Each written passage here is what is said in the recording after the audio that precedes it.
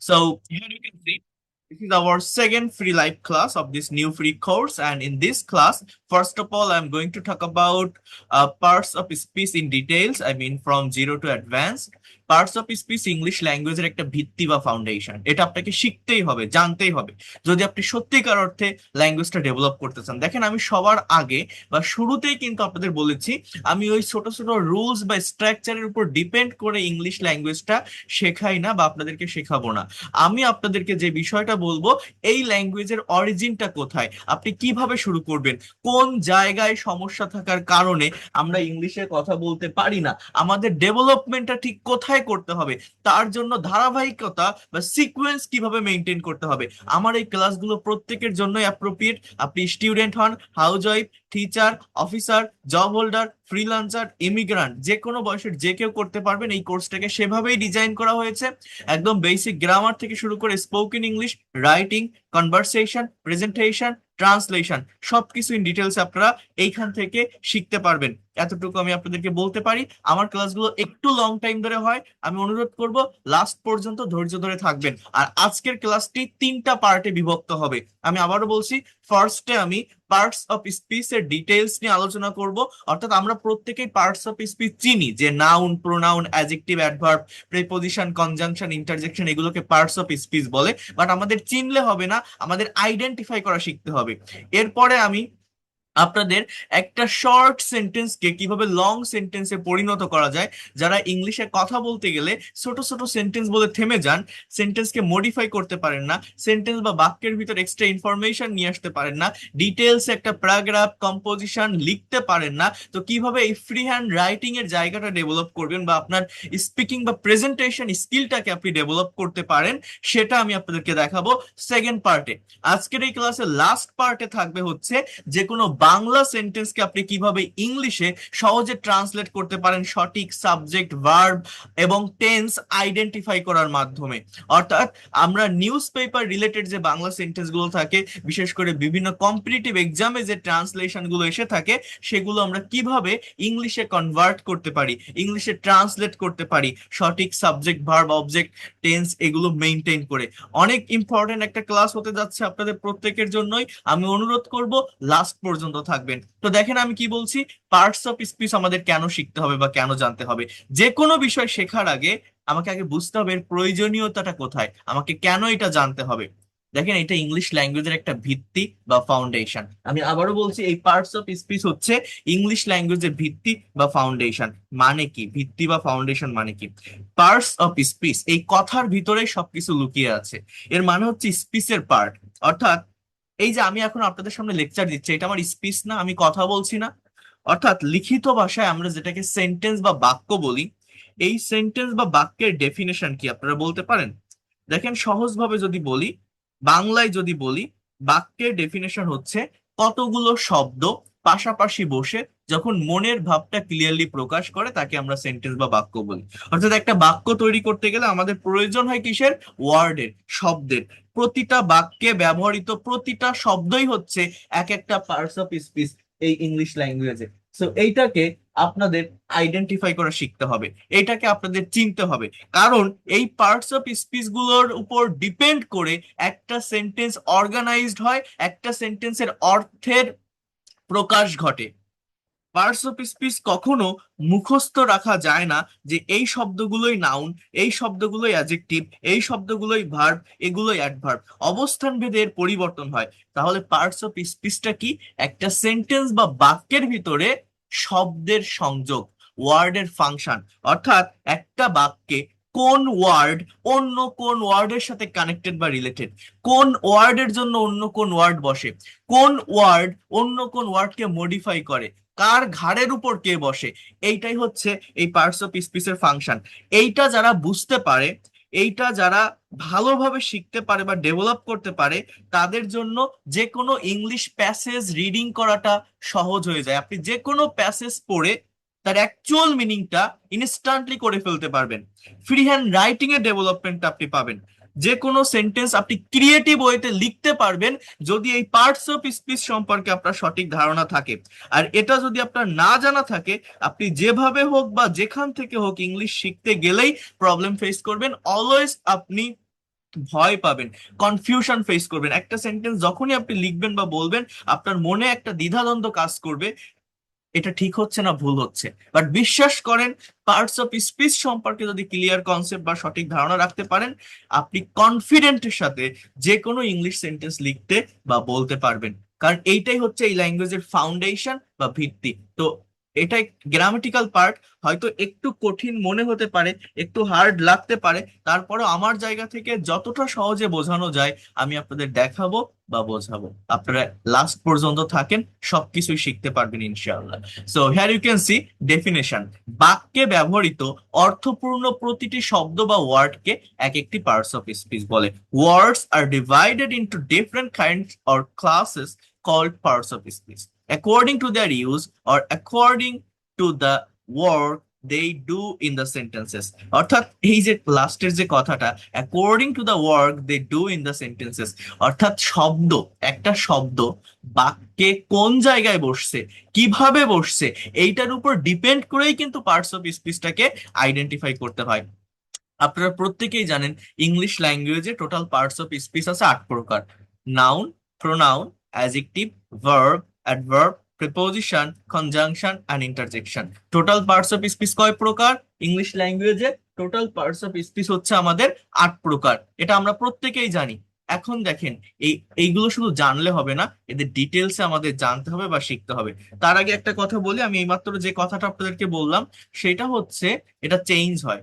মনে করেন আমি যদি বলি গো, আমি যদি আপনাকে বলি এই গো শব্দটা কোন পার্টস অফ স্পিচ, আপনারা এক কথায় বলবেন যে এটা একটা ভার্ব, রাইট? কিন্তু মনে করেন আমি যদি এইভাবে একটা বাক্য লিখি, this is the go of world, of the world, of the world, এর বাংলা অর্থ কি জানেন? This is the go of the world. এর বাংলা অর্থটা হচ্ছে এটাই পৃথিবীর নিয়ম, পৃথিবীটা এভাবেই চলে, পৃথিবীটা এভাবেই যায়।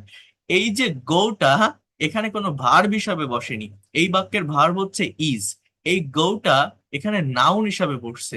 গো ভার্ব তখনই হবে যখন সেটা সাবজেক্টের পরে বসবে, কাজ করা বসাবে, অ্যাকশন দিবে। আমি যদি বলি I go to the market, আমি বাজারে যাই, এই গোটা ভার্ব।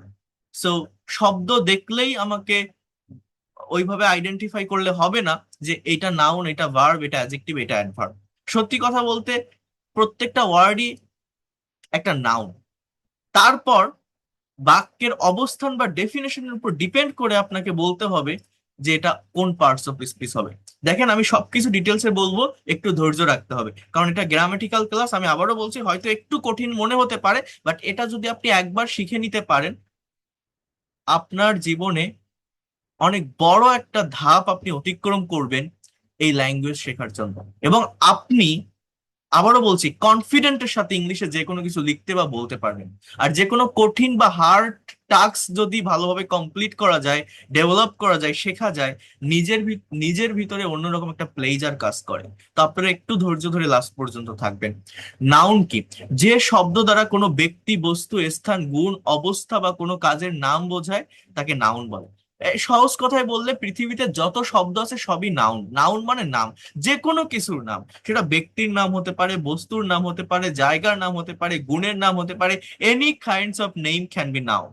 এই নাউনের অনেকগুলো প্রকারভেদ আছে, সেটা এখানে দেওয়া আছে। তো আমি এতটা ডিটেলসে যাব না, আমি জাস্ট ইন্ট্রোডাক্টরি পার্টটা নিয়ে কথা বলবো এবং প্র্যাকটিক্যাল জায়গায় যাব, অর্থাৎ আইডেন্টিফিকেশন করাটা আপনাদেরকে আমি দেখাবো। তো নাউন মানে যে কোনো কিছুর নাম, এতটুকুই আপনারা মনে রাখেন। এরপর যদি আমরা আসি প্রোনাউন, আমার সেকেন্ড পার্টস অফ স্পিচ কোনটা? প্রোনাউন। এটা আপনারা জানেন যে নাউনের পুনরাবৃত্তি এড়াতে তার পরিবর্তে যে শব্দ ব্যবহৃত হয় তাকে প্রোনাউন বলে। দেখেন এই কথাটা কেন বলছে, নাউনের পুনরাবৃত্তি এড়াতে। প্রোনাউনেরও অনেক ক্লাসিফিকেশন আছে, এগুলো আমি আমার ডিটেলস ক্লাসে দেখিয়ে থাকি। বাট সহজ কথায় প্রোনাউন মানে সর্বনাম যেটা নামের পরিবর্তে বসে। আর এই পুনরাবৃত্তি এড়াতে মানে কি? দেখেন ইংরেজরা প্রোনাউনটা কিভাবে আসে, অরিজিনটা বুঝতে হবে। ইংরেজরা রিডান্ডেন্সি পছন্দ করে না। রিডান্ডেন্সি মানে দ্বিরুক্তি, এক শব্দের দুইবার ব্যবহার। যেমন আমরা বাংলায় অনেক সময় এই ধরনের কথা বলি না, সে নাচতে নাচতে স্কুলে যায়, সে গান গাইতে গাইতে ভাত খায়। এই যে গাইতে গাইতে, নাচতে নাচতে, এই বাক্যগুলোকে যখন আপনি ইংলিশে ট্রান্সলেট করবেন, আপনি কি এইভাবে বলবেন she goes to school dancing dancing? না, এই দুইবার ড্যান্সিং বলা যায় না। সো এটাকে বলে রিডান্ডেন্সি। সো প্রতিটা সেন্টেন্সে নাউনের ব্যবহার ওয়ান কাইন্ডস অফ রিডান্ডেন্সির কাজ করে। সো এইটার পরিবর্তে যখন প্রোনাউনের ব্যবহার করা হয়, একটা সেন্টেন্স বলতে, লিখতে, শুনতে অনেক সুন্দর লাগে। প্রোনাউনের ব্যবহারটা এভাবেই আসে। আমি যদি বলি Rahim goes to school everyday, Rahim প্রতিদিন স্কুলে যায়। আবার মনে করেন আমি বললাম Rahim reads in class 10, Rahim is a very talented student. এই যে প্রতিটা বাক্যের শুরুতে রহিমের ব্যবহার করছি, এটা একটা রিডান্ডেন্সির কাজ করছে। এই রহিমের পরিবর্তে যখন আমি প্রোনাউনের ব্যবহারটা করছি, ফার্স্ট সেন্টেন্সে রহিমকে রেখে পরবর্তী জায়গাগুলোতে যখন সাবজেক্টে আমি হি এর ব্যবহার করছি, যে Rahim is a brilliant student, he goes to school everyday, he reads in class 10, তখন ওই সেন্টেন্সটা আমার বলতে, লিখতে, শুনতে সুন্দর লাগে। সো প্রোনাউনের ব্যবহারটা আর কি এভাবেই আসে, নাউনের পুনরাবৃত্তি এড়াতে তার পরিবর্তে যে শব্দ ব্যবহার হয় তাকে প্রোনাউন বলে। আমরা পরবর্তীতে এগুলো ডিটেলস দেখবো। অ্যাজেক্টিভ, অ্যাজেক্টিভ কি? যে শব্দ নাউন বা প্রোনাউনের দোষ, গুণ, অবস্থা, সংখ্যা, পরিমাণ প্রকাশ করে তাকে অ্যাজেক্টিভ বলে। এরও অনেক ক্লাসিফিকেশন আছে। এই বিষয়গুলো কি আমি ডিটেলসে দেখাচ্ছি, আগে জাস্ট আপনারা এই সংজ্ঞাটা একবার দেখেন, তারপর আমি সবকিছু লিখে দেখাচ্ছি, জাস্ট একটু ওয়েট করেন। ভার্ব কি? যে শব্দ দ্বারা কোনো কিছু করা, হওয়া, থাকা, খাওয়া, কোনো কাজ সম্পন্ন হওয়া বোঝায় তাকে ভার্ব বলে। আমি আপনাদের গত ক্লাসে বলেছিলাম ইংলিশ ল্যাঙ্গুয়েজ ডেভেলপ করার জন্য ইংলিশ ল্যাঙ্গুয়েজের ভিতর সব থেকে ইম্পর্টেন্ট টপিক বা টার্ম হচ্ছে এই ভার্ব। যার যত বেশি ভার্ব রিলেটেড ভোকাবুলারি জানা থাকবে, ভার্বের বাংলা অর্থ জানা থাকবে, যে ভার্বগুলো মোস্ট ইউজফুল, যে ভার্বগুলো আমরা আমাদের ডে টু ডে লাইফে প্রতিদিন ব্যবহার করি, এবং যে ভার্বগুলোর ফর্ম আপনি জানবেন, তার তত দ্রুত ল্যাঙ্গুয়েজটা শেখা হবে। আপনি ল্যাঙ্গুয়েজ তত দ্রুত শিখতে পারবেন যত দ্রুত ভার্বকে আয়ত্ত করতে পারবেন। ভার্ব জানতে হবে, ভার্ব ছাড়া কোনো সেন্টেন্স তৈরি করা যায় না। তো ভার্ব প্রত্যেকটা সেন্টেন্স বা বাক্যে কোথায় বসে? ভার্ব সাবজেক্টের পরে বসে। এইখানে দেখেন একটা বিষয় লেখা আছে, ভার্বের classification, finite verb, non finite verb. এই ফাংশনটা আপনাদের বুঝতে হবে। এই এই যে নন ফাইনাইট ভার্ব লেখা না, এটা আসলে ভার্ব না। একটা জিনিস আপনাদেরকে বলি, দেখেন, আমি আপনাদের গত ক্লাসে মনে হয় এটা দেখিয়েছিলাম। মনে করেন আমি এরকম একটা সেন্টেন্স লিখবো, ফর এক্সাম্পল আহ গত ক্লাসে বলছিলাম, আমি যদি বলি ওয়াক, এই শব্দটা কোন পার্টস অফ স্পিচ? ওয়াক। আপনারা প্রত্যেকেই বলবেন যে এটা একটা ভার্ব, রাইট? এই শব্দটা কি? একটা ভার্ব। এখন আমি যদি বলি যে is walking he is walking on the road, এই বাক্যটার বাংলা কি? সে রাস্তায় হাঁটছে। আমি যদি বলি এটা কোন টেন্স? Present continuous tense. আমি যদি বলি ওয়াকিংটা কি? কোন পার্টস অফ স্পিচ? এটা ভার্ব, তাই না? এখন দেখেন আমি যদি এইভাবে একটা সেন্টেন্স বলি যে walking is a good exercise, এই বাক্যটার অর্থ কি জানেন? হাঁটা একটা ভালো ব্যায়াম। এইখানে যে ওয়াকিংটা, এটা কিন্তু সাবজেক্টের স্থানে বসছে, এবং এই বাক্যে ইজ হচ্ছে মেইন ভার্ব। ইজ হচ্ছে এখানে মেইন ভার্ব, আর কোনো ভার্ব নেই। সো এটা হচ্ছে বি ভার্বের একটা সেন্টেন্স, প্রেজেন্ট ইনডিফিনিট বা সিম্পল টেন্স।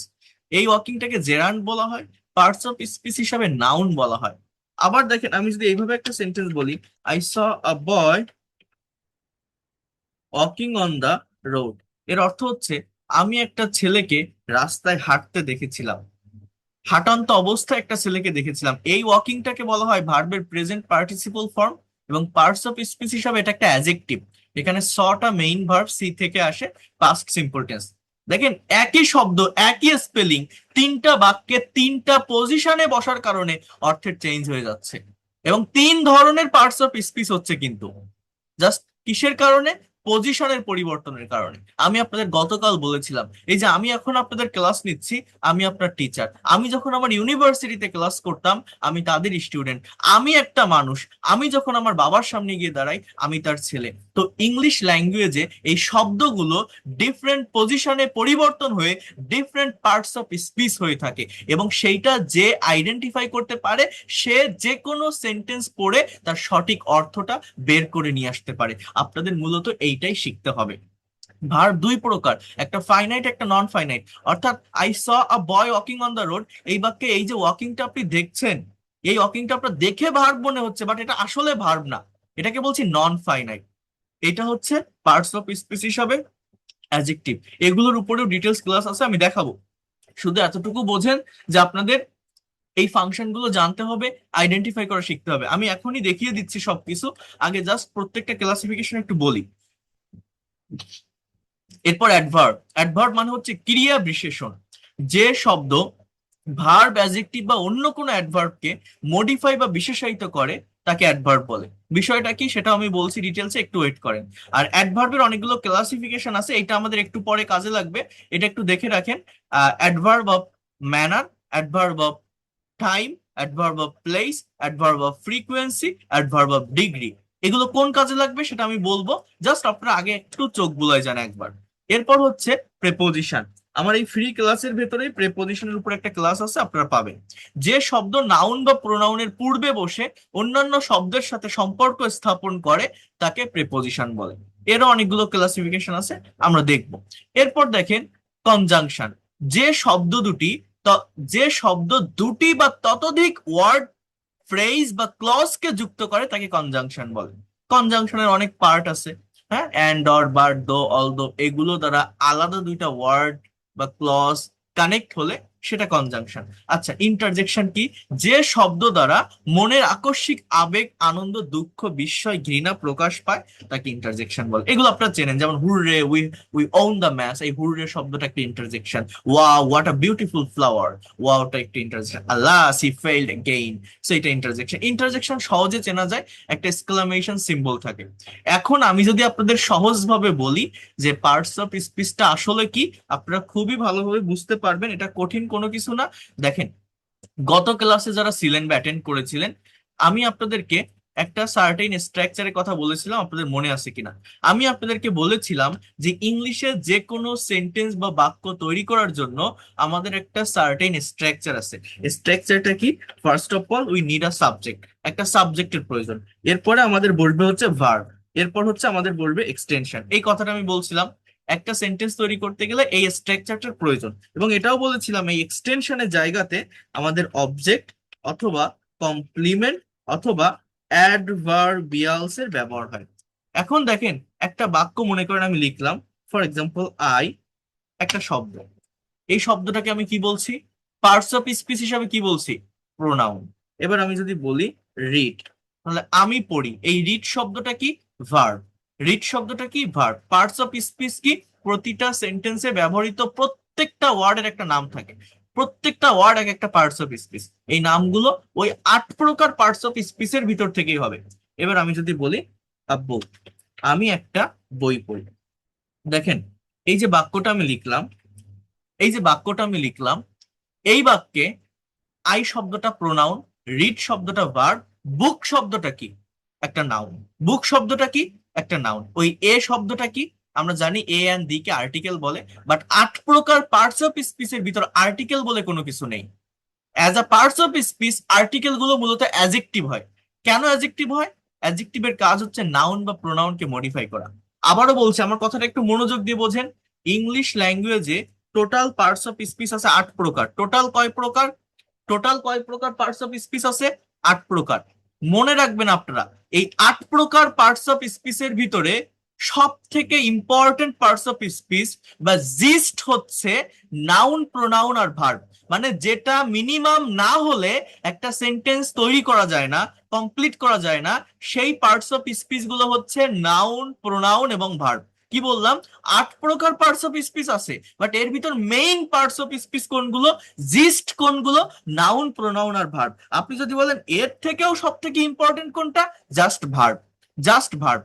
তাহলে মনে রাখবেন, একটা বাক্যের শুরুতে সাবজেক্টের স্থানে অলওয়েজ নাউন অথবা প্রোনাউনের ব্যবহার হয়, নাম অথবা সর্বনাম। এর পরেই কিন্তু ভার্ব বসবে। ইংলিশ ল্যাঙ্গুয়েজ মানে সাবজেক্টের পরেই ভার্ব। এই যে এক্সটেনশনে অবজেক্ট হোক বা কমপ্লিমেন্ট হোক, এই জায়গাটাতেও most of the time, most of the time noun বা প্রোনাউন বসে। অর্থাৎ একটা সেন্টেন্সের শুরুতে এবং শেষে, শুরুতে এবং শেষে নাউন বা প্রোনাউনই বসে, ভিতরে কি থাকে? ভার্ব। এটা মনে রাখেন।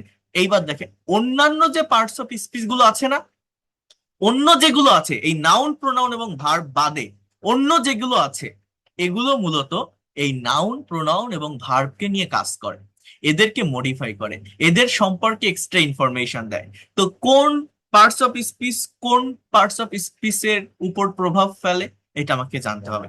যেমন আমাদের অ্যাডজেক্টিভের ডেফিনেশনটা কি? অ্যাডজেক্টিভ হচ্ছে যে শব্দ নাউন বা প্রোনাউনকে মডিফাই করে, নাউন বা প্রোনাউন সম্পর্কে এক্সট্রা ইনফরমেশন দেয়। তাহলে নাউন প্রোনাউন কোথায় বসে? শুরুতে অথবা শেষে। কোথায় বসে? শুরুতে অথবা শেষে। ওই যে শুরু এবং শেষে যে নাউন বা প্রোনাউন রিলেটেড শব্দটা বসছে তার ঘাড়ের উপর মূলত অ্যাডজেক্টিভ বসে। যেমন আমি যদি বলি, দেখেন আই রিড বুক, এই তিনটা ওয়ার্ডের একটা ওয়ার্ড যদি আপনি বাদ দেন, আপনার কি বাক্যটা ওইভাবে কমপ্লিট হবে? হবে না। এখন দেখেন আই রিড আ বুক, আমি একটা বই পড়ি, আমি একটা বই পড়ি। এই এ শব্দটা কাকে মডিফাই করছে? এই বুককে। যেহেতু নাউনকে মডিফাই করছে সেহেতু এটা একটা অ্যাডজেক্টিভ। আমি যদি বলি I read a story book, আমি একটা গল্পের বই পড়ি, তাহলে এই স্টোরি শব্দটা কি? এটাও একটা অ্যাডজেক্টিভ, এটাও একটা অ্যাডজেক্টিভ। কেন? ওই বুকটাকে মডিফাই করছে। কাকে মডিফাই করছে? নাউনকে। নাউনকে। আমার কথাটা বুঝতে হবে, খুবই ভালোভাবে বোঝেন।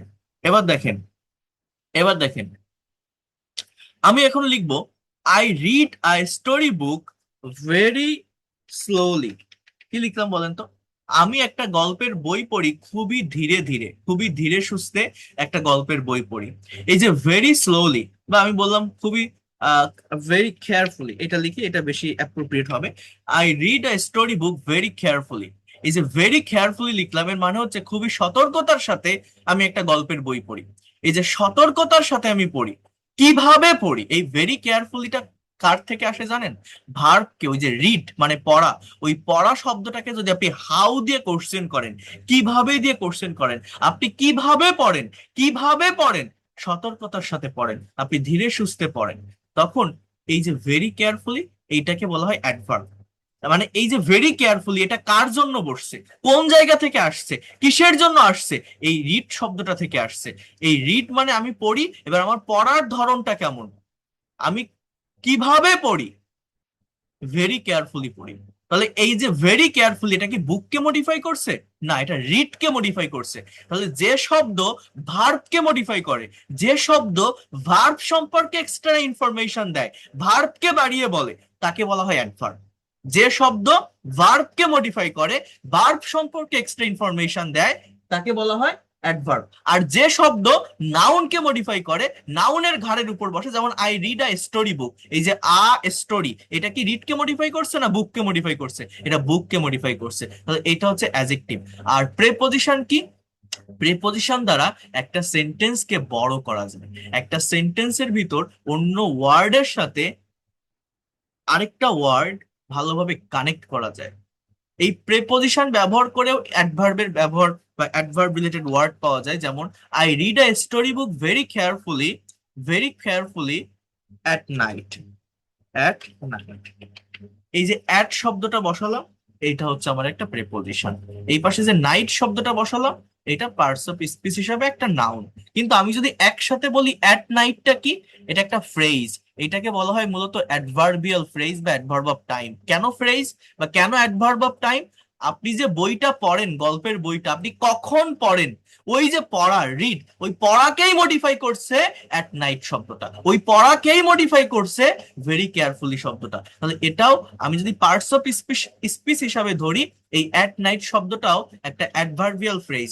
আর যদি একদমই ভেঙে ভেঙে আলাদা করে বলি, অ্যাট শব্দটি একটা প্রেপোজিশন, নাইট শব্দটি নাউন। সো এই যে প্রত্যেকটা ওয়ার্ডের আমি নাম বললাম, I read a story book very carefully at night, এই যে একটা বাক্য, এই বাক্যে ব্যবহৃত প্রত্যেকটা ওয়ার্ডের একটা নাম আছে। আইটা কি? প্রোনাউন। রিড শব্দটা কি? Verb. A adjective, story adjective, book noun, very adverb, carefully adverb, at preposition, night noun. এই যে প্রত্যেকটা ওয়ার্ডের নাম বললাম, এই নাম বলাটা আপনাকে শিখতে হবে। এইটা যে শিখতে পারবে, যে আইডেন্টিফাই করতে পারবে, সে ইংলিশ ল্যাঙ্গুয়েজের ভিত্তি বা ফাউন্ডেশন বুঝতে পারবে। তাহলে পার্টস অফ স্পিচটা কি? একটা সেন্টেন্স বা বাক্যে কোন ওয়ার্ডের সাথে কোন ওয়ার্ড কানেক্টেড বা রিলেটেড, কোন ওয়ার্ডের জন্য অন্য কোন ওয়ার্ড বসে, কোন ওয়ার্ড কোন ওয়ার্ডকে মডিফাই করে, কার ঘাড়ের উপর কে বসে, এইটা হচ্ছে ফাংশন। কিসের ফাংশন? ওয়ার্ডের ফাংশন। ওয়ার্ডের ফাংশন কোথায়? একটা সেন্টেন্স বা বাক্যের ভিতরে। কেউ কি আমার এই কথাগুলো বুঝতে পারছেন আমি কি বলছি? Have you understood what I have said? Anything? Yes, sir. Yes, হ্যাঁ, sir. এইটা এইটা আপনাদের ভালোভাবে বুঝতে হবে। এইটা বেসিক থেকে যদি আপনারা নিতে পারেন, এইটা যদি আপনারা নিতে পারেন বা বুঝতে পারেন, বিশ্বাস করেন কেউ আপনাকে ঠেকাতে পারবে না।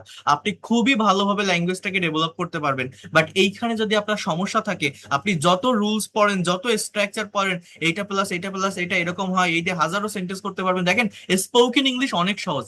আমি এই যে ক্লাসগুলো নিচ্ছি আপনাদের, এর জন্য তো আমি 1 টাকাও নিচ্ছি না। যারা আমার পেইড কোর্সে আসে তারা টাকা দিয়ে ক্লাস করে। ইভেন গতকাল একটা ক্লাস নেওয়ার পর 18 জন স্টুডেন্ট ভর্তি হয়েছে আজকে। Can you imagine that? একটা মানুষের প্রতি কতটা বিশ্বাস বা ভরসা থাকলে জাস্ট একদিন একটা ক্লাস করে একসাথে 18 জন ভর্তি হতে পারে। তো গতকাল এটা হয়েছে। কিন্তু এই যে ফ্রি ক্লাসগুলো আমি নিচ্ছি, এর জন্য তো আমি আপনার কাছ থেকে টাকা চাইনি, চাচ্ছি না। এগুলো আপনি ফ্রিতে করে যান। আপনাকে আমি বলছি আমার পেইড কোর্স আছে, আপনি যদি প্রফেশনাল হতে চান, এক্সপার্ট হতে চান, সেখানে ভর্তি হতে পারেন। হবেন কিনা সেটা আপনার ব্যাপার। আপনি না হলে না হবেন, চলে যাবেন। আমি তো কাউকে ইনবক্সে বলি না আপনি কি আমার কোর্সে ভর্তি হবেন। কেউ বলতে পারবে আমি কাউকে বলি? বলি না। সো যে হওয়ার সে এমনিতেই হয়, আমার ক্লাস দেখে হয়। আর যে হয় না সে হয় না, সেটা আলাদা কথা। কিন্তু এই যে ক্লাসগুলো আমি নিচ্ছি, ফ্রি ক্লাসগুলো, এগুলো তো আমি অনেক পরিশ্রম করে নিচ্ছি। এগুলো তো আমি আপনাদের অনেক বেশি ইনফরমেশন দিচ্ছি। তো এই ক্লাসগুলো থেকে আপনার চেষ্টাটা থাকবে সর্বোচ্চটা নেওয়া। আপনি একটা অপরচুনিটি পেয়েছেন, একটা সুযোগ পেয়েছেন, এটাকে সর্বোত্তম ভাবে কাজে লাগানো, সর্বোচ্চটা নেওয়ার এবং দেওয়ার। এখন দেখেন, যে কথাটা আমি বলছি, এই যে একটা সেন্টেন্স আমি লিখলাম, এই সেন্টেন্সটা থেকে আমি বুঝতে পারছি যে একটা সেন্টেন্স কিভাবে তৈরি হয়, কিভাবে অর্গানাইজ হয়, সেন্টেন্স বা বাক্যের ভিতর কোন ওয়ার্ডের সাথে কানেক্ট থাকে, কোন ওয়ার্ডের সাথে রিলেটেড, কিভাবে বাক্যটা আসলে সাজানো হয়। তার মানে এটা একটা ফাউন্ডেশন, একটা ভিত্তি ল্যাঙ্গুয়েজের। এইটা যে বুঝতে না পারে, আপনি যেখান থেকে রুলস বা স্ট্রাকচার পড়েন না কেন স্পোকেন ইংলিশের জন্য, সেটা অনেক কঠিন। আমি এই ফ্রিতেই, টাকা লাগবে না, এই ফ্রিতেই আপনাদের স্পোকেনের ক্লাস করাবো, আমি স্পোকেন ইংলিশ শেখাবো। দেখলে আপনারা বুঝতে পারবেন যে স্পোকেন ইংলিশ কতটা সহজ। কিন্তু ওইটা আসলে ধরে রাখা যায় না যদি আপনি এই ভিত্তি বা ফাউন্ডেশনটা না বুঝতে পারেন। আই রিপিট ইট, আপনি যত স্পোকেন ইংলিশ শেখেন, যত প্রেজেন্টেশন বা স্পিকিং করার চেষ্টা করেন না কেন, সেটা আপনি লং টাইম ধরে ধরে রাখতে পারবেন না, আপনার অ্যাসেট বা সম্পদ হিসাবে নিতে পারবেন না, যদি না আপনি এই ফাংশন গুলো বোঝেন, ল্যাঙ্গুয়েজের এই অরিজিনটা বোঝেন। আপনি যদি এইটা বুঝতে পারেন, এই ল্যাঙ্গুয়েজকে আপনি আপনার একটা অ্যাসেট বা সম্পদ হিসাবে নিতে পারবেন, আপনার নেক্সট জেনারেশনকে আপনি শেখাতে পারবেন। আমি সেভাবেই ল্যাঙ্গুয়েজটাকে ডেভেলপ করিয়ে থাকি আমার প্রত্যেকটা স্টুডেন্টকে। তো আপনাদের এই জন্য আমি অনুরোধ করব, এটা যদিও একটু কঠিন মনে হয়, আপনারা শেষ পর্যন্ত থাকেন, দেখেন আপনি এখান থেকে কি পাচ্ছেন। আচ্ছা, এরপরে আসি। এরপর দেখেন, আমি যদি নেক্সট পার্টটাতে আসি, আহ এখানে বলছে যে অ্যাডভান্স রুল, একই শব্দের বিভিন্ন পার্টস অফ স্পিচ। যেমন মনে করেন ওয়াটার, দেখেন, ড্রিঙ্ক পিওর ওয়াটার, এই ওয়াটারটা এখানে নাউন। আবার আই ওয়াটার প্লান্টস, এর মানে হচ্ছে আমি বাগানে পানি দেই, এই ওয়াটারটা এখানে ভার্ব। এরকম ভাবে এখানে আরো কিছু এক্সাম্পল আছে, এটা আমরা অন্য জায়গাটা থেকে, অন্য একটা জায়গা থেকে দেখব। এখানে একটা বড় সেন্টেন্স দেওয়া আছে, দেখেন, she walked into the classroom very quietly because the teacher was speaking. এই বাক্যে প্রত্যেকটা ওয়ার্ডই এক একটা পার্টস অফ স্পিচ। আপনি কি আইডেন্টিফাই করতে পারবেন এই শিটা কোন পার্টস অফ স্পিচ? এটা কি একটা প্রোনাউন, ওয়াকড এটা একটা ভার্ব, ইনটু এটা কি জানেন, এটা একটা প্রেপোজিশন, দ্য ক্লাসরুম, এই দা শব্দটা কি, এটা একটা অ্যাডজেক্টিভ। এ এন্ড দি কে আমরা আর্টিকেল বলি, বাট পার্টস অফ স্পিচ হিসেবে এটা অ্যাডজেক্টিভ। ক্লাসরুম শব্দটা কি, নাউন। ভেরি শব্দটা কি, এটা যদি আমি পার্টস অফ স্পিচ হিসাবে বলি, এটা অ্যাডভার্ব। কোয়াইটলি এটাও অ্যাডভার্ব। কেন অ্যাডভার্ব? সে হেঁটেছিল ক্লাসরুমের ভিতর দিয়ে, সে ক্লাসরুমের ভিতর দিয়ে হেঁটে গিয়েছিল খুবই চুপি সারে, কোয়াইটলি। তাহলে কিভাবে, তার হাঁটার ধরনটা কেমন ছিল? তাহলে মডিফাই, এই যে ভেরি কোয়াইটলি শব্দটা মডিফাই করছে কাকে? ভার্বকে। যে ওয়ার্ড ভার্বকে মডিফাই করে সেটা অ্যাডভার্ব। তার হাঁটার ওয়েটা কেমন ছিল? Very quietly. সো এইভাবে এটাকে আইডেন্টিফাই করতে হবে। বিকজ, এই বিকজ শব্দটা হচ্ছে একটা conjunction. The teacher was speaking, the teacher এটা হচ্ছে আবার একটা নাউন ফ্রেজ, মানে দাটা আলাদাভাবে বললে অ্যাডজেক্টিভ, টিচারটা নাউন, ওয়াজ স্পিকিং এটা হচ্ছে আমার ভার্ব, ওয়াজটা অক্সিলারি ভার্ব, স্পিকিংটা মেইন ভার্ব। মানে এই পাশে আরেকটা ক্লজ আছে, ওই পাশে আরেকটা ক্লজ আছে, বিকজ দ্বারা দুইটা ক্লজ অ্যাড হচ্ছে। ইনটু শব্দটা প্রেপোজিশন, দা ক্লাসরুমকে কানেক্ট করছে। সো এইভাবে পার্টস অফ স্পিচকে আপনার আইডেন্টিফাই করা শিখতে হবে। এখানে অনেকগুলো সেন্টেন্স এইভাবে দেওয়া আছে, অ্যাডভান্স রুলস দেওয়া আছে পার্টস অফ স্পিচের। তো আমি যদি একদিনে সব দেখাতে যাই, আমি দেখাতে পারবো না, শেষ হবে না, কারণ আমার আরো দুইটা বিষয় দেখাতে হবে। আমি এটা কমপ্লিট করে আপনাদের দেখাবো যে এই পার্টস অফ স্পিচকে মেনটেন করে কিভাবে যে কোনো শর্ট ইংলিশ সেন্টেন্সকে আপনি লং সেন্টেন্সে পরিণত করতে পারবেন।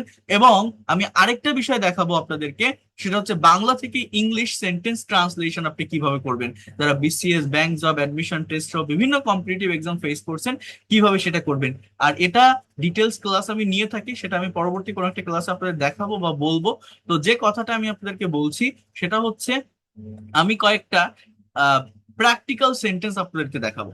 এই প্র্যাকটিক্যাল সেন্টেন্স গুলো আপনাদের একটু আইডেন্টিফাই করতে হবে। তার আগে একটা বিষয় একটু খেয়াল করেন, জাস্ট একটা বিষয়, একটা শব্দ, শব্দটা হচ্ছে রাউন্ড। রাউন্ড দেখেন তো, একটু দেখতে পারেন কিনা আপনারা।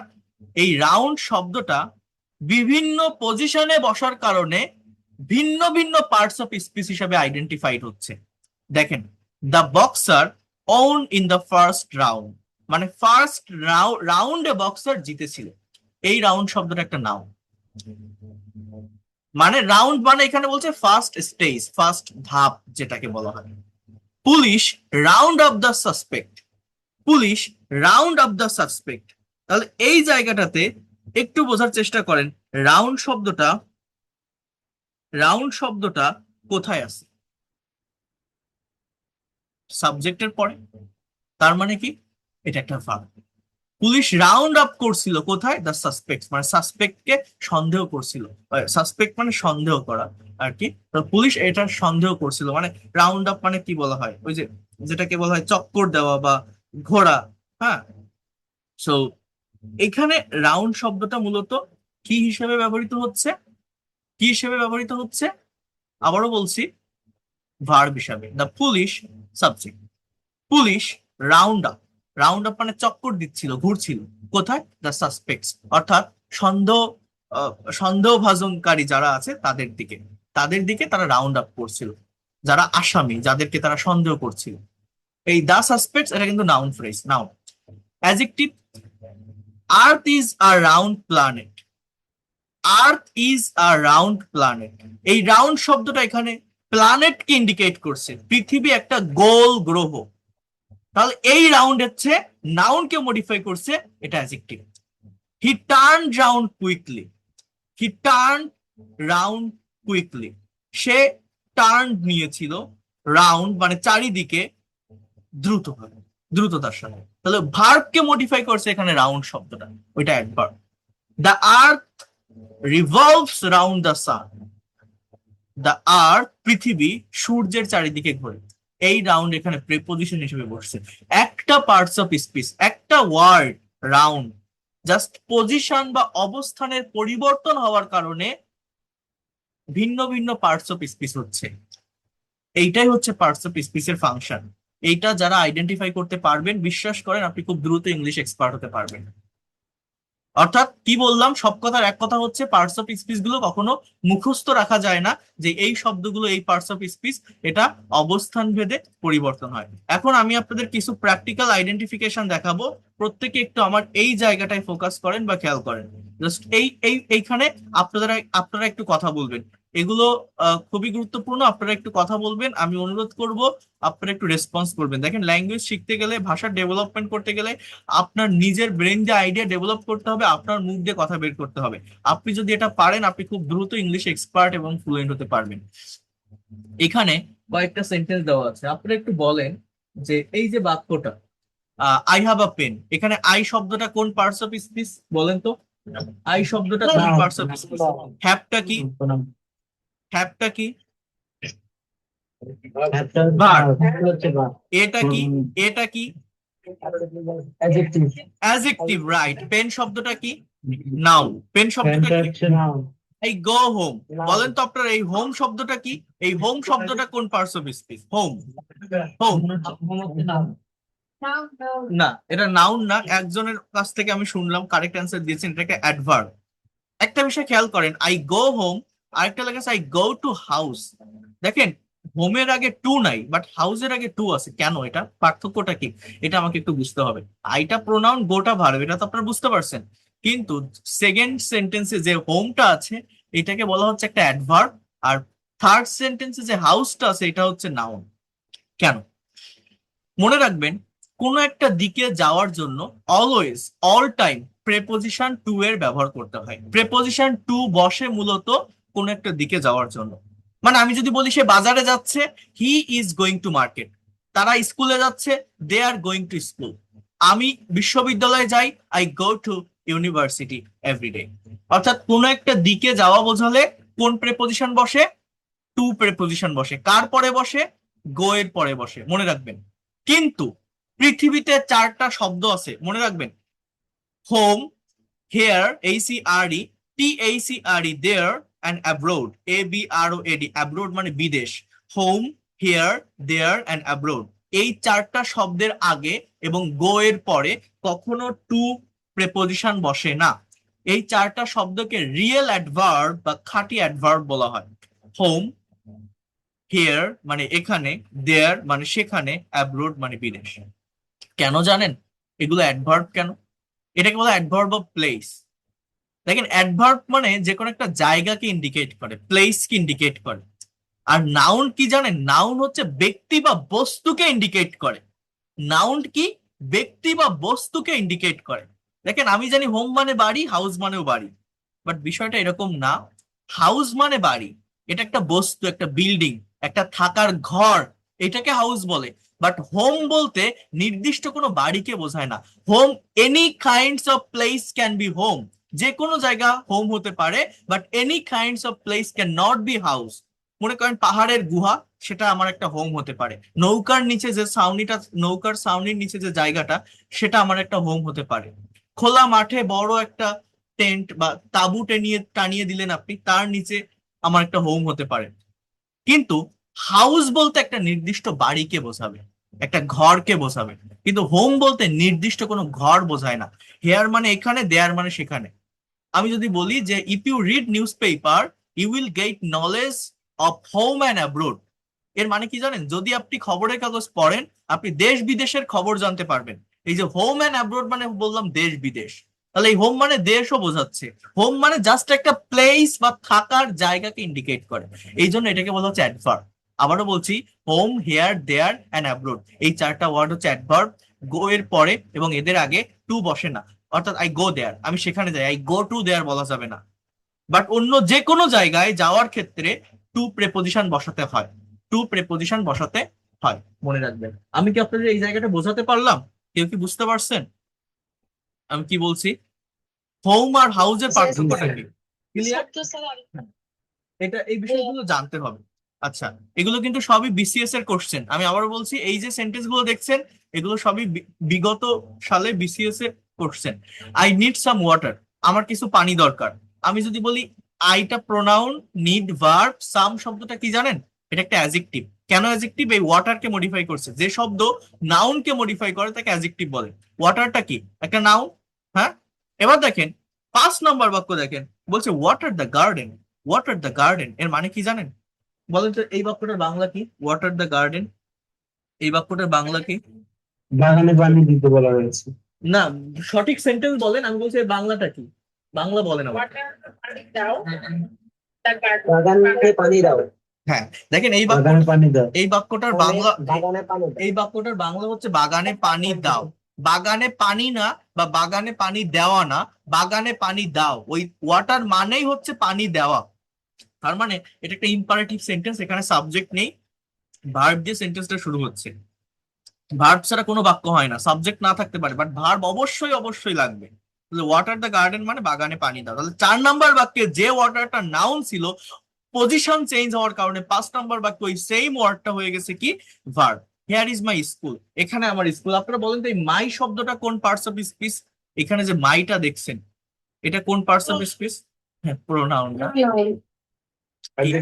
এইটা অ্যাডজেক্টিভ। মাই কোনোদিন প্রোনাউন না, মনে রাখবেন। মাই, আওয়ার, দেয়ার, হার, এগুলো কখনোই প্রোনাউন হয় না। প্রোনাউন কাকে বলে? যে শব্দ নাউনের পরিবর্তে বসে। Pronoun is use instead of noun. অর্থাৎ প্রোনাউন কাউকে মডিফাই করে না, কারো ঘাড়ের উপর বসে না। এখানে আমার স্কুল, এই মাই শব্দটা স্কুলকে মডিফাই করছে। এটা একটা positive adjective, not pronoun. Pronoun হলে হয় একদম শুরুতে থাকবে সাবজেক্টের স্থানে, না হলে শেষে থাকবে, কিন্তু কারো ঘাড়ের উপর বসবে না। কিন্তু this is my school, it is her cat.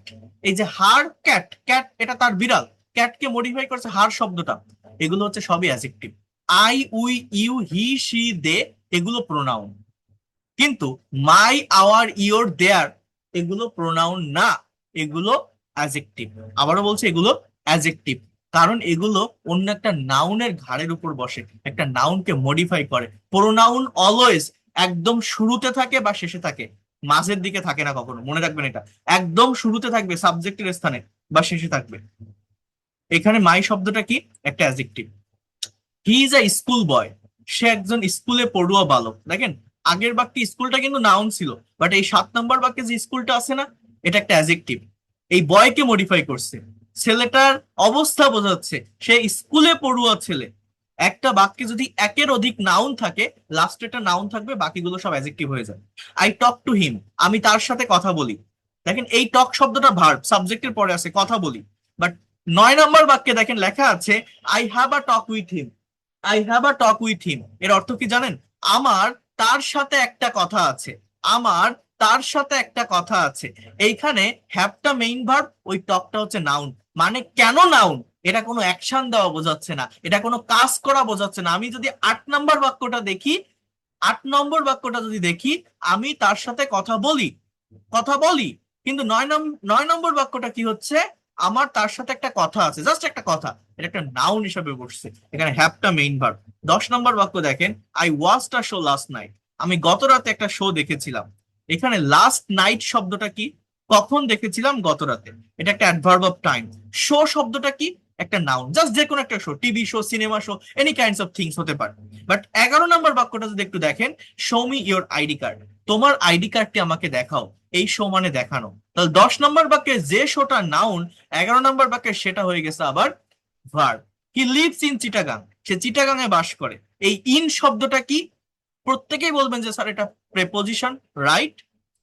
কিন্তু দেখেন 13 নম্বর বাক্যটা, খাম ইন, ভিতরে আসো। এই যে খাম ইন অর্থাৎ ভিতরে আসো, এই ইনটা কোনো প্রেপোজিশন না। কেন না জানেন?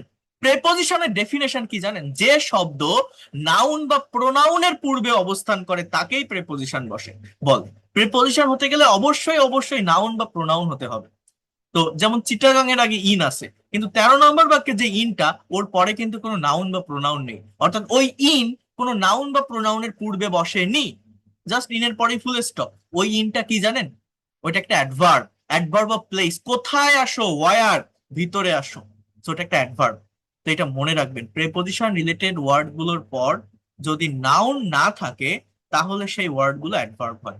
আই ডিসলাইক ক্রাইং, আমি কান্না অপছন্দ করি। এই ক্রাইং শব্দটা এখানে একটা নাউন, ভার্বের মতো দেখা যাচ্ছে, বাট এটা একটা স্থির ভাব প্রকাশ করছে, এটাকে জেরান্ড বলা হয়, পার্টস অফ স্পিচ হিসেবে নাউন। 15 নম্বর বাক্য দেখেন, I saw a crying baby, অর্থটা হচ্ছে আমি একটা কান্নারত শিশুকে দেখেছিলাম। এমন একটা শিশুকে দেখেছিলাম যে কান্নারত অবস্থায় ছিল। এই ক্রাইংটা একটা অ্যাডজেক্টিভ। একই ওয়ার্ড, একই স্পেলিং, 14 নম্বর বাক্যে একটা পজিশনে বসার কারণে নাউন হচ্ছে, 15 নম্বর বাক্যে সেই সেই ওয়ার্ড হয়ে যাচ্ছে অ্যাডজেক্টিভ। একই ওয়ার্ড 13 নম্বর বাক্যে হচ্ছে অ্যাডভার্ব, 12 নম্বর বাক্যে হচ্ছে প্রেপোজিশন।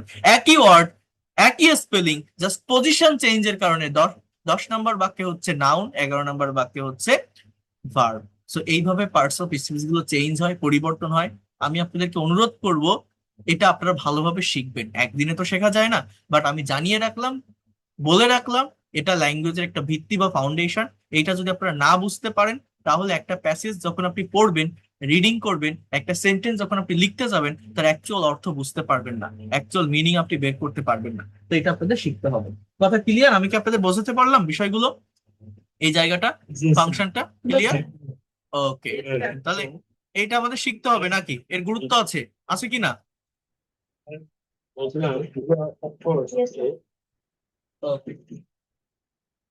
ওকে, সো এবার আমি আপনাদেরকে প্র্যাকটিক্যাল কয়েকটা জায়গা দেখাবো।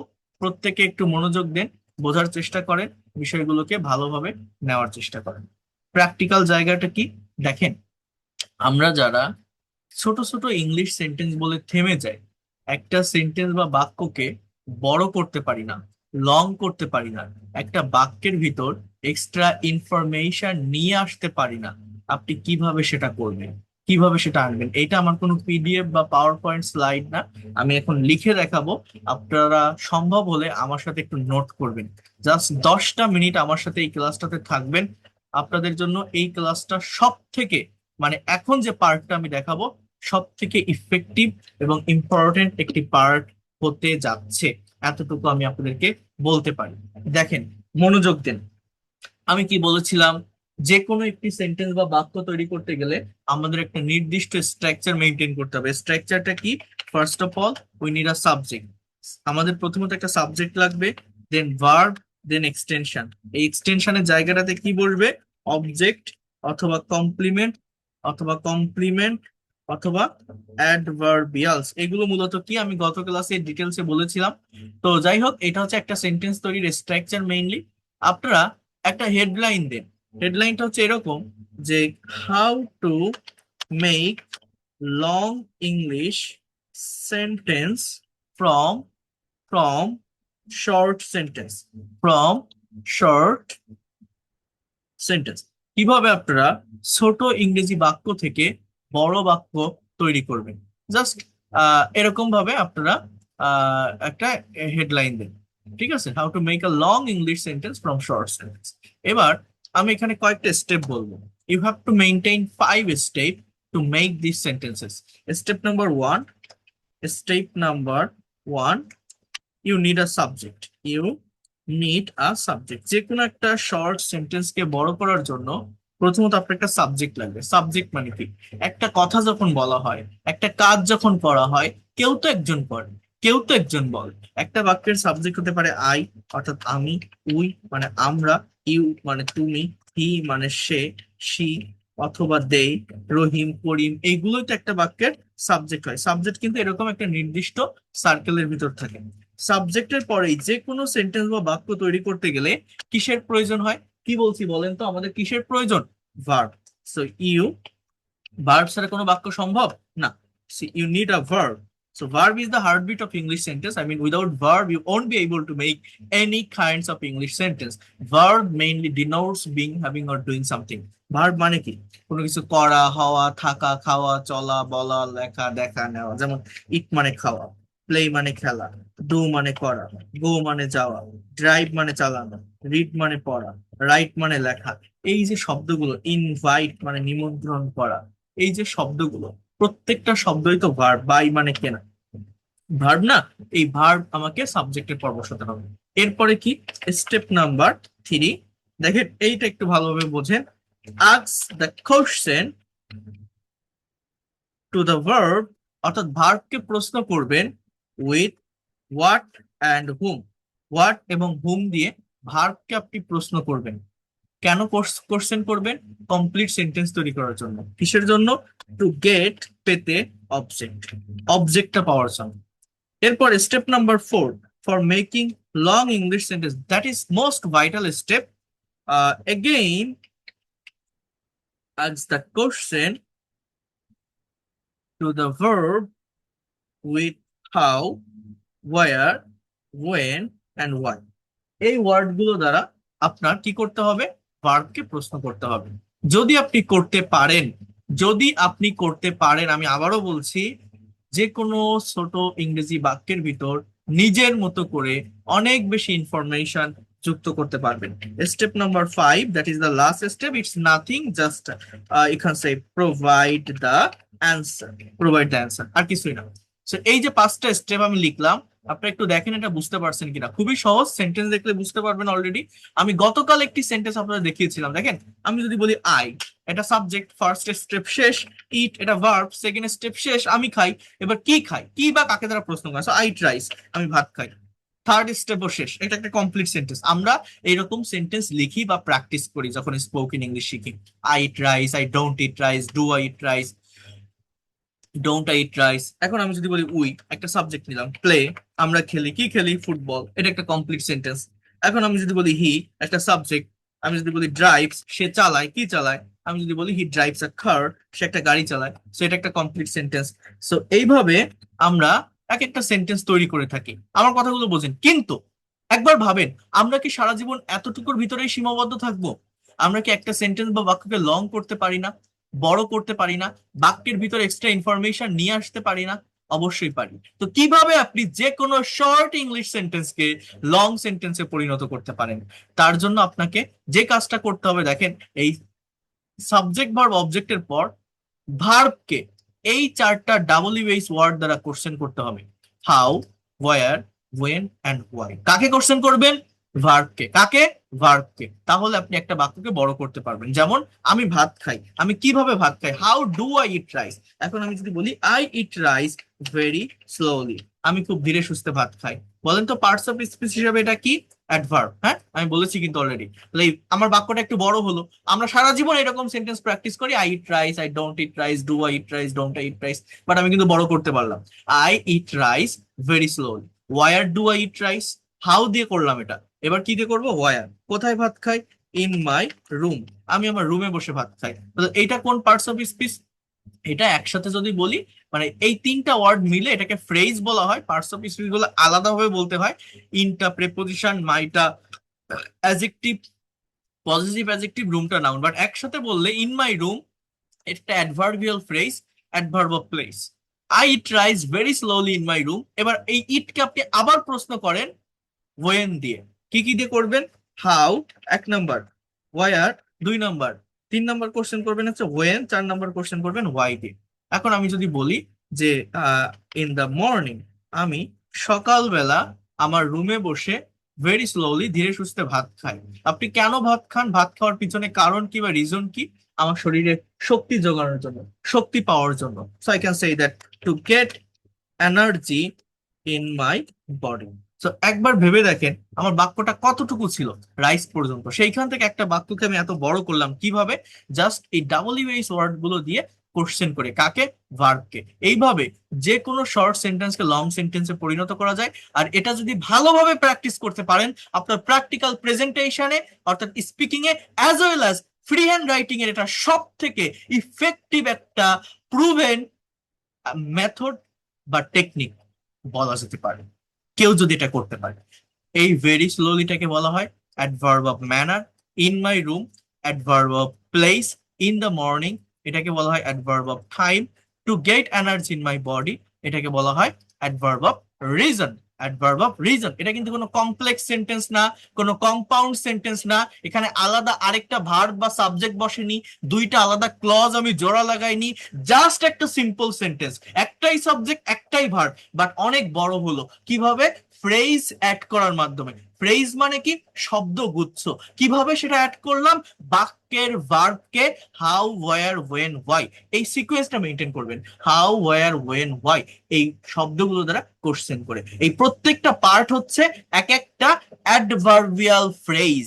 অ্যাডভার্বিয়াল ফ্রেজ এর মানে কি? কারণ এগুলো পাচ্ছি আমি ভার্বকে কোশ্চেন করে। তাহলে যে শব্দ ভার্বকে বাড়িয়ে বলে সেটা অ্যাডভার্ব।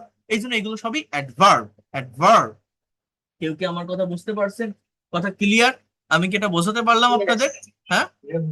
সো এইভাবে ভাষা শিখতে গেলে, ভাষা ভাষা শিখতে গেলে প্র্যাকটিক্যাল ওয়েতে শিখতে হবে, ক্রিয়েটিভ ওয়েতে শিখতে হবে। তাহলে আপনি এটাকে আপনার অ্যাসেট বা সম্পদ হিসেবে নিতে পারবেন।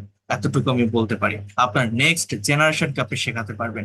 আমি আমার জায়গা থেকে আমার যতটুকু জানা আছে, আমি কিন্তু আমার সর্বোচ্চ পরিশ্রম করে আমার প্রত্যেকটা স্টুডেন্টকে আমি শিখিয়ে থাকি, পড়িয়ে থাকি। এটা আমি মুখে বলবো না, এটা আপনারা, আমার পেইড কোর্সে ভর্তি হতে হবে না, তার জন্য কোনো টাকা পয়সা দিতে হবে না। আমার এই ফ্রি ক্লাসগুলো করে যান। যদি আমাকে পজিটিভ মাইন্ডে নিতে পারেন, প্রত্যেকটা ফ্রি ক্লাস আপনি কমপ্লিট করে যেতে পারেন। আমি এতটুকু বলতে পারি, আপনার আমার কথা মনে পড়বে যে এরকম একটা লোক ছিল, আমি এইভাবেই ল্যাঙ্গুয়েজটা শিখছিলাম তার কাছে, বা এইভাবে আমাকে বুঝাইছিল। আপনি অফলাইনের বিভিন্ন কোচিং এ, অনলাইনে বিভিন্ন টিচারের কাছে ইংলিশ ক্লাস করেন, আর আমার এই ফ্রি ক্লাসগুলো করে যান। যদি বেটার কিছু না পান, কম্পেয়ার করে দেখবেন, তখন আপনি বলবেন। কারণ আমি অলওয়েজ এটা খুঁজে বের করি, কেন আমার স্টুডেন্টরা পারছে না, তাদের সমস্যাটা কোথায়, কোন জায়গাটায় ডেভেলপমেন্টটা করতে হবে, কোন জায়গাটা, এইটা আমি অলওয়েজ খুঁজে বের করি এবং ল্যাঙ্গুয়েজের অরিজিন থেকে দেখানোর চেষ্টা করি। দেখেন, উই প্লে ফুটবল, আমরা ফুটবল খেলি। এবার কিভাবে খেলি, how do we play football. এখন আমি যদি বলি we play football very politely, আমরা খুবই আর ভদ্রতার সহিত ফুটবল খেলি। খেলার মাঠে আমরা মারামারি করি না, আমরা ফাউল করি না। সো এটাকে বলা হয় অ্যাডভার্ব অফ ম্যানার, অর্থাৎ আপনার বিহেভিয়ারটা কেমন, আপনার আচরণটা কেমন। এবার আপনি যে ফুটবল খেলেন, আপনি কোথায় খেলেন? আমি বললাম যে আমরা মাঠে ফুটবল খেলি, জাস্ট ইন দ্য ফিল্ড। আপনি যে মাঠে ফুটবল খেলেন পলাইটলি, আপনি কখন খেলেন? আমি বললাম যে আমি বিকাল বেলা ফুটবল খেলি, just in the afternoon. Afternoon. এরপর আপনি যে বিকাল বেলা মাঠে ফুটবল খেলেন ভদ্রতার সাথে, আপনি কেন ফুটবল খেলেন? ফুটবল খেলার পিছনে আপনার কারণটা কি, আপনার রিজনটা কি? সো আপনি বলতে পারেন যে you can say that we play football very politely in the field in the afternoon to do physical exercise. আমার শরীরটাকে ফিট রাখার জন্য আমি ফুটবল খেলি, বা শারীরিক ব্যায়াম করার জন্য আমি ফুটবল খেলি। এইভাবে কি আমরা কথা বলতে পারি না? অবশ্যই পারি। কি বলতে পারি তাহলে বলেন তো? আমার শরীরটাকে ফিট রাখার জন্য বা শারীরিক ব্যায়াম করার জন্য আমি ফুটবল খেলি। তাহলে আমি বলতে পারি ডু মানে করা, টু ডু মানে করতে বা করার জন্য, টু ডু ফিজিক্যাল এক্সারসাইজ। তো এইভাবে কিন্তু আপনারা, আমি আবারও বলছি, যে কোনো শর্ট সেন্টেন্সকে লং সেন্টেন্সে পরিণত করতে পারবেন। তো এই ভেরি পলাইটলি শব্দটা কি? এটা হচ্ছে adverb of manner. In the field কি? Adverb of place. In the afternoon শব্দটা কি? Adverb of time. Adverb of time, আপনাকে বুঝতে হবে এগুলো। টু ডু ফিজিক্যাল এক্সারসাইজ, এটা কি? Adverb of reason. এইভাবে যে কোনো শর্ট সেন্টেন্সকে আপনি লং সেন্টেন্সে পরিণত করতে পারবেন, যদি আমার এই একটা মেথড আপনি ফোকাস করেন বা ফলো করেন, অনুসরণ করেন। হি ড্রাইভস আ কার, সে একটা গাড়ি চালায়। সে কিভাবে গাড়ি চালায়? He drives a car very carefully, সে খুবই সতর্কতার সাথে গাড়ি চালায়। সে যে কেয়ারফুলি গাড়ি চালায়, এবার দেখেন আমি শুরুতে কেন পার্টস অফ স্পিচ আপনাদের শিখিয়েছি, তার রিজনটা কি ছিল, হয়তো এখন আপনারা রিয়েলাইজ করতে পারছেন যে পার্টস অফ স্পিচ এর প্র্যাকটিক্যাল ব্যবহারটা কোথায়। পার্টস অফ স্পিচ এর প্র্যাকটিক্যাল ব্যবহারটা কোথায়? দেখেন, he drives a car very carefully, কোথায় গাড়ি চালায় সে? On the highway, HIGHWAY, on the highway. আমি আমার মতো লিখলাম, মনে যা আসবে আপনি সেইভাবে লিখবেন। সে যে হাইওয়েতে কেয়ারফুলি গাড়িটা চালায়, সে কখন গাড়ি চালায়? সে সন্ধ্যাবেলায় গাড়ি চালায়। আমি বললাম যে ইন দা ইভিনিং, সে সন্ধ্যাবেলায় গাড়ি চালায়। কেন গাড়ি চালায়? তার গাড়ি চালানোর পিছনে কারণটা কি, রিজনটা কি? সে টাকা আয় করার জন্য, টাকা উপার্জন করার জন্য গাড়ি চালায়। আর্ন মানে উপার্জন করা, টু আর্ন মানে উপার্জন করতে, টু প্লাস ভি অন এর ব্যবহার। অথবা আপনি এখানে বলতে পারেন ফর আর্নিং, ফর আর্নিং মানি, টাকা আয় করতে, টাকা উপার্জন করতে। তাহলে এই যে ভেরি কেয়ারফুলি, এইটাকে বলা হয় adverb of manner. Adverb of manner, আমার কথাটা বোঝেন। On the highway, adverb of place. In the evening, adverb of time. Adverb of time. To earn money or for earning money, adverb of reason. So adverbial ফ্রেজের ব্যবহার করে যে কোনো short সেন্টেন্সকে এভাবে আপনারা লং সেন্টেন্সে পরিণত করতে পারেন। অনেকেই বলে যে স্যার আপনার ফ্রি কোর্স আর পেইড কোর্সের পার্থক্য কি? পার্থক্য এটাই, ফ্রি ক্লাস এটা জাস্ট ডেমো ক্লাস। আমি আমার ফ্রি টাইম বা লেজার টাইমে এই ক্লাসগুলো নিয়ে থাকি। আমি দেখাই যে ল্যাঙ্গুয়েজটা কিভাবে শিখতে হবে, কারেক্ট ওয়েটা কি, গাইডলাইনটা কি, কিভাবে শেখা যায়। বাট এই ফ্রি ক্লাস একটা দুইটা বা তিনটা ক্লাস না, আমি কিন্তু এটাকে ধারাবাহিকভাবে কোর্সের মতো করে নিই। যেমন আমার এখানে একটা টার্গেট থাকে যে 26টা ক্লাস আমি নিব, সেভাবে একটা সিকোয়েন্স সাজানো থাকে ফ্রি ক্লাসে। গত মাসে আমি পুরো সারা মাস ধরে ক্লাস নিয়েছিলাম, ফ্রি ক্লাস। তো আমার ফ্রি টাইম থাকলে আমি নেই, বাট পেইড কোর্সের ক্লাসের ভিতরে সব সময় হয়তো নেওয়া সম্ভব হয়ে ওঠে না। তো যতটুকু পারি আমি নেই আমার জায়গা থেকে। তো এখানে আপনি ধারাবাহিকভাবে ক্লাস করতে পারবেন, একটা বা দুইটা ক্লাস না, আমি আবারও বলছি। বাট পেইড কোর্সটা কি, সেটা হচ্ছে ওয়েল অর্গানাইজড ওয়েতে, গোছানো পদ্ধতিতে নিয়ে থাকি। যেমন এই যে বাক্যগুলো আমি এখন আপনাকে দেখালাম, আপনি যদি আমার পেইড ব্যাচের স্টুডেন্ট হন, তাহলে কি হয়? তাহলে আমি আপনাকে কিছু সাবজেক্ট এবং ভার্ব দিব, যেগুলো মেনটেন করে আপনি নিজের মতো করে এরকম লং সেন্টেন্স তৈরি করে আনবেন। নতুন কিছু সেন্টেন্স, সেখানে ভুল হলে আমি আপনাকে ধরিয়ে দিব। বাট আপনি ফ্রি ক্লাস করছেন, আমি কি আপনাকে চিনি? জানি। এক একজন আসছেন, জয়েন করছেন, এক একজন চলে যাচ্ছেন, আমি আপনাকে ধরাতে পারবো? আপনি কি আমার কাজের উপর গুরুত্ব দিবেন? আমার ক্লাসের উপর অতটা ফোকাস করবেন? যার হয়তো খুব বেশি শেখার আগ্রহ আছে সে ফোকাস করতে পারে। বাট পেইড কোর্স হলে কি হয়, একটা ফর্মাল ওয়েল অর্গানাইজড ওয়েতে শিখতে পারে। সব থেকে বড় কথা হচ্ছে টু ওয়ে কমিউনিকেশনের মাধ্যমে সে ল্যাঙ্গুয়েজটা শেখে। অর্থাৎ টু ওয়ে কমিউনিকেশন ছাড়া ভাষা শেখা যায় না। আমি এখন আপনাকে মিউট রেখে পড়াচ্ছি, বাট পেইড কোর্স হলে কি হয়, আনমিউট থাকে। আপনি যে কোনো কোশ্চেন থাকলে ইনস্ট্যান্টলি করতে পারেন। ল্যাঙ্গুয়েজ ক্লাবের মাধ্যমে স্পিকিং প্র্যাকটিস করতে পারেন। এই হোমওয়ার্ক গুলো কমপ্লিট করবেন, সেখানে আমি ফিডব্যাক দিব। এটাকে বলে টু ওয়ে কমিউনিকেশন। আর এখন যে ক্লাস আমি নিচ্ছি, আপনি শুধু দেখছেন আর শিখছেন। ভাষা শিখতে গেলে আপনার ব্রেইন দিয়ে আইডিয়া জেনারেট করতে হবে, আপনার মুখ দিয়ে কথা বের করতে হবে, আপনাকে কাজ করতে হবে, যে কাজটা ওয়েল এনভায়রনমেন্টে ইভেন আমার ছেলেদের এবং মেয়েদের আলাদা গ্রুপ থাকে কনভারসেশন প্র্যাকটিসের। সো সেটা আমি করিয়ে থাকি। এই হচ্ছে পেইড কোর্সের বেনিফিট। সেখানে হিউজ ক্লাস থেকে 70টা ক্লাস থাকে, তো সেটা আলাদা কথা। পার্থক্য হচ্ছে এইটা দেখেন, এইখানে আমি জাস্ট আপনাকে দেখাচ্ছি। আপনারা তো এমনি বোঝেন, প্রত্যেকে ওয়েল অ্যাডাল্ট, আপনারা বোঝেন যে ফ্রি ক্লাস কি আর পেইড কোর্স বা প্রিমিয়াম ব্যাচ কি। তো যাই হোক, এখন দেখেন আমি আপনাদের দেখাই একটা বাংলা সেন্টেন্সকে এই সেম ওয়েতে সেম মেথড ফলো করে কিভাবে আপনি ইংলিশে ট্রান্সলেট করবেন। যে কোনো বাংলা সেন্টেন্সকে আপনারা এই যা আমি এখন দেখালাম না, ঠিক এই টেকনিক ফলো করে আপনারা কিন্তু সেটাকে ইংলিশে ট্রান্সলেট করতে পারেন। এইটা করানোর পর আমি আপনাদেরকে এইটা দেখাবো practically Bangla to English sentence ট্রান্সলেশনের ওয়েটা কি। জাস্ট আরেকটু থাকবেন আমার সাথে, 10-15 মিনিট 20 মিনিট, আমি আরেকটু দেখাই। শেখেন, শেখার কোনো শেষ নেই। একটু শেখেন। ওই 5 মিনিট 10 মিনিটের কন্টেন্ট দেখে কখনো ভাষা শেখা যায় না, ইংলিশ শেখা যায় না। একটু দেখে যান, আপনার মনে থাকবে। সো একটা বাংলা বাক্য লিখি। সে, এটা আমি আগেও দেখিয়েছি, তার মেয়ের জন্মদিন, একটু টাইম দেন আমি বাংলাটা লিখি। এর পার্টিতে সে তার মেয়ের জন্মদিনের পার্টি, বানানটা হচ্ছে না, PARTI।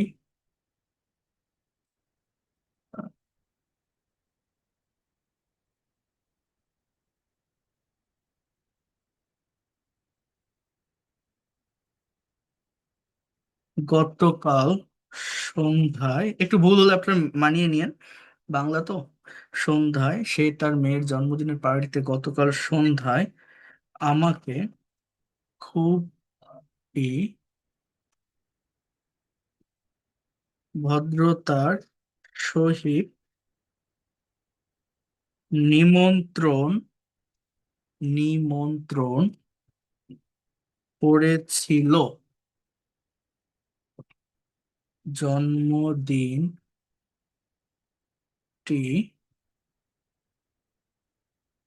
উদযাপন করার জন্য, উদযাপন করার, দেখেন এই যে একটা আহ বাংলা বাক্য আমি লিখলাম,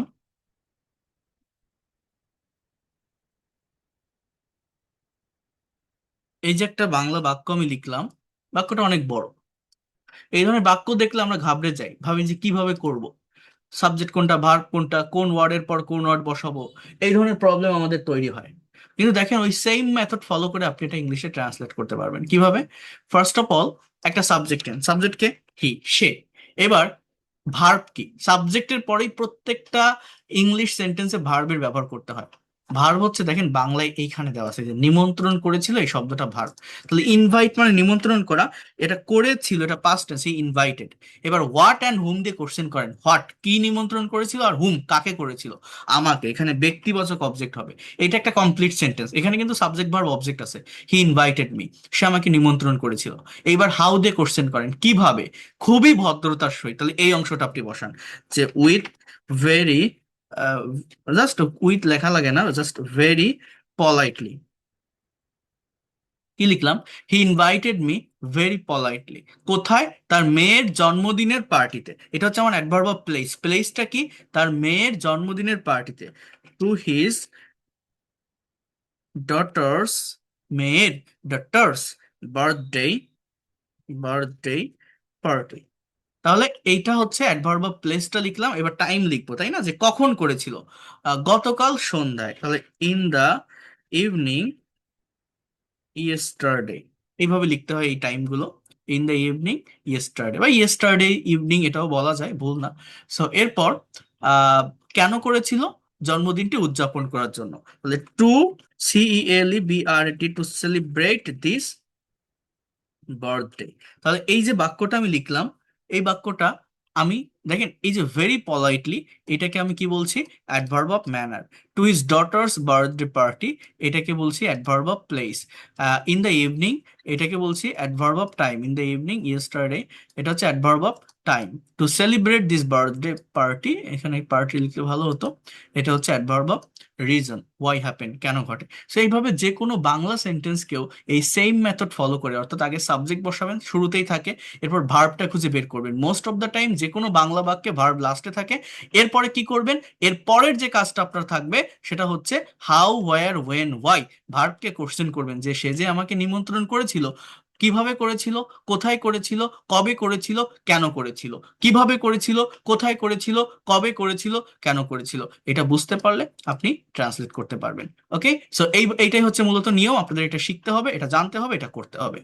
ওকে, আমি এখন আর আর কিছু বাংলা থেকে ইংলিশ সেন্টেন্স ট্রান্সলেশন একটু আপনাদেরকে দেখাবো। আর তার আগে আমি বলি, যারা এখনো পর্যন্ত আমার সম্পূর্ণ নতুন পেইড ব্যাচে ভর্তি হতে চান, এটা গতকাল আমি বলছিলাম, সম্পূর্ণ নতুন ব্যাচ শুরু হবে রাত 10টা থেকে 11টা, অর্থাৎ এই যে টাইমে আপনাদের ফ্রি ক্লাস হচ্ছে এই টাইমে 18 তারিখ থেকে। আজ হচ্ছে 14 তারিখ, 18 আগস্ট। এই কোর্সের টোটাল কোর্স ফি হচ্ছে 2,000 টাকা। 2,000 টাকা কোর্স ফিতে আপনি টোটাল 3 মাস ক্লাস করবেন। আমাদের টার্গেট থাকে 3 মাসের ভিতর আপনাকে এক্সপার্ট এবং ফ্লুয়েন্ট করা। বাট যদি এর থেকে বেশি সময় লাগে, কোনো ক্লাস গ্যাপ যায়, মিস যায়, আপনি সেটা করতে পারবেন। নতুন কোনো ব্যাচের সাথে যদি শিখতে চান সেটা শিখতে পারবেন। 3 মাস ওভার হয়ে গেলে তার জন্য আলাদা কোনো টাকা দিতে হবে না। টোটাল কোর্স ফি 2,000 টাকা। এইটা কমপ্লিট থাকলে আপনি যত দিন না পর্যন্ত এক্সপার্ট এবং ফ্লুয়েন্ট হবেন, আপনি থাকতে পারবেন। এতটুকু আমি বলে রাখলাম আপনাকে। আমার 85টা ব্যাচ আমি এতদিন সফলতার সাথে পরিচালনা করে আসছি। নতুন যে ব্যাচ শুরু হবে এটাতে আপনারা ভর্তি হতে পারবেন। কোর্সটা যে কোনো বয়সের যে কেউ করতে পারবেন। আপনি এটাকে সেভাবে আমি ডিজাইন করেছি, প্র্যাকটিক্যাল ওয়েতে ল্যাঙ্গুয়েজটা শিখে আপনি আপনার স্ব স্ব সেক্টরে কাজে লাগাতে পারবেন। আপনি স্টুডেন্ট হন, house wife, teacher, officer, job holder, freelancer, immigrant, যে কেউ এটা করতে পারবেন। প্রত্যেকটা মেইন ব্যাচে 30 জন করে স্টুডেন্ট থাকবে, জাস্ট 30 জন। ল্যাঙ্গুয়েজ ক্লাব থাকবে, কোর্স শেষে সার্টিফিকেট থাকবে, প্রত্যেকটা স্টুডেন্টকে আলাদা আইডি কার্ড দিব আমি। আপনার একটা আইডেন্টিটি থাকবে যাতে আপনি আমার ব্যাচের স্টুডেন্ট, যেহেতু আপনি অনলাইনে ক্লাস করছেন।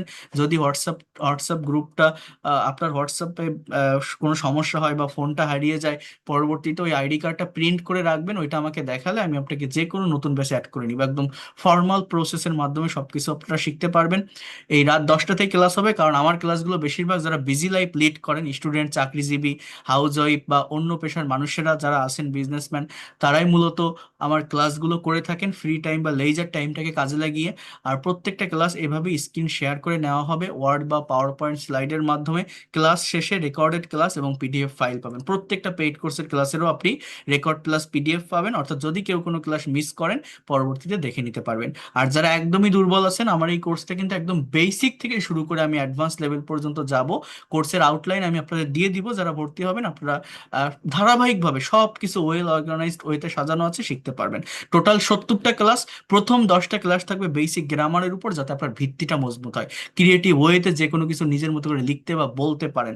একটা প্যারাগ্রাফ, একটা কম্পোজিশন আপনি যাতে নিজের মতো করে লিখতে পারেন। আপনার ইউনিভার্সিটিতে, আপনার অফিসে একটা পারফেক্ট ওয়েতে যাতে আপনি প্রেজেন্টেশন দিতে পারেন বা ভাইবা ফেস করতে পারেন, তার জন্য যে বেসিক গ্রামারটা দরকার সেটা প্র্যাকটিক্যাল ওয়েতে আমি শেখাবো। গ্রামাটিক্যাল ওয়েতে না, প্র্যাকটিক্যাল ওয়েতে। যেমন আজকে আমি গ্রামারের ক্লাস নিলাম, বাট প্র্যাকটিক্যাল কয়েকটা পার্ট আমি দেখালাম না যে সেগুলোকে অ্যাপ্লাই করতে হয় কিভাবে। এরপর 30টা ক্লাস থাকবে স্পোকেন ইংলিশের উপর। এরপর 40 থেকে 50 নম্বর ক্লাস থাকবে আপনার ফ্রি হ্যান্ড রাইটিং এর উপর। রাইটিং এর উপর কিছু অ্যাডভান্স ক্লাস থাকবে। যারা BCS, bank job, admission test দিবেন, তাদের জন্য এই ক্লাসগুলো অনেক বেশি ইফেক্টিভ হবেন। ইভেন যারা ইংলিশের রাইটিং এক্সপার্ট হতে চান, খুবই ইফেক্টিভ কয়েকটা ক্লাস আছে। এরপর লাস্টের দিকে আপনার 20টা ক্লাস থাকবে প্র্যাকটিক্যাল কনভারসেশন, ট্রান্সলেশন এবং প্রেজেন্টেশন। আমি একটু বলে রাখি, আমার এই ক্লাসটা সব থেকে তাদের জন্য বেশি ইফেক্টিভ হবে যারা আইএলটিএস এর প্রিপারেশন নিচ্ছেন। এই কোর্সটা থেকে, অর্থাৎ basic grammar, spoken English, writing এর ফাংশন কাভার করার পর প্র্যাকটিক্যালি আমি আপনাদেরকে স্পিকিং প্র্যাকটিস করাবো। আমার আন্ডারে থেকে আপনি করতে পারবেন প্রতিদিন। আপনাকে দিয়ে conversation practice, news paper translation এবং প্রেজেন্টেশন, অর্থাৎ সার্টেন একটা IELTS speaking cue card topic থাকবে, তার কোশ্চেন থাকবে, অ্যান্সার থাকবে। অ্যান্সারটা আমি ভালোভাবে অ্যানালাইসিস করে দিব যে সাবজেক্ট কোনটা, ভার্ব কোনটা, কোথায় ফ্রেজের ব্যবহার, কোথায় ক্লজের ব্যবহার, আপনি কিভাবে কোশ্চেনগুলোর এগেইনস্টে অ্যান্সার করবেন। তারপর আপনি প্রেজেন্টেশন দিবেন, সেখানে যে ভুলটা হবে আমি ধরিয়ে দিব। এইভাবে যদি আমি করাই, আপনি কেন পারবেন না? এই ফ্রি ক্লাসগুলো করে যান, আপনি সবই বুঝতে পারবেন যে কি থাকছে এখান থেকে। অর্থাৎ basic grammar, spoken, writing, conversation, translation, presentation. Within very short time, you will be expert and fluent in English. Total course fee 2,000 টাকা। আমি আবারও বলছি, টোটাল কোর্স ফি 2,000 টাকা। এটা একবারে দিতে হবে। কোর্স ফি কমপ্লিট থাকলে আপনি যে কোনো নতুন ব্যাচে আপনি পরবর্তীতে শিখতে পারবেন, যদি একটা কোর্স সম্পন্ন করতে না পারেন বা 3 মাসের ভিতর শিখতে না পারেন। পরবর্তীতে আলাদা কোনো টাকা আপনার দেওয়া লাগবে না। এখানে এই দুইটা নাম্বার হচ্ছে আমার মেইন নাম্বার। এই নাম্বারে সেন্ড মানি করে লাস্ট ডিজিটটা জানালে আমি পেইড কোর্সের সম্পূর্ণ নতুন যে প্রাইভেট ব্যাচ আছে সেখানে আমি যুক্ত করে নিব। এবং আমি আবারও বলছি, রাত 10টা থেকে 11টা, সপ্তাহে 4 দিন ক্লাস থাকবে। সপ্তাহে 4 দিন, রবি, মঙ্গল, বৃহস্পতি, শুক্র, রাত 10টা থেকে 11টা। যদি ইনকেস কোনো ক্লাস মিস হয়, রেকর্ড প্লাস পিডিএফ ফাইল পাবেন। যারা প্রবাস থেকে আসেন তারাও কোর্স করতে পারবেন, এবং যারা ইন্ডিয়া থেকে আসেন তারাও ফোনপে বা গুগল পে এর মাধ্যমে পেইড কোর্সের ক্লাস করতে পারবেন যারা করতে চান।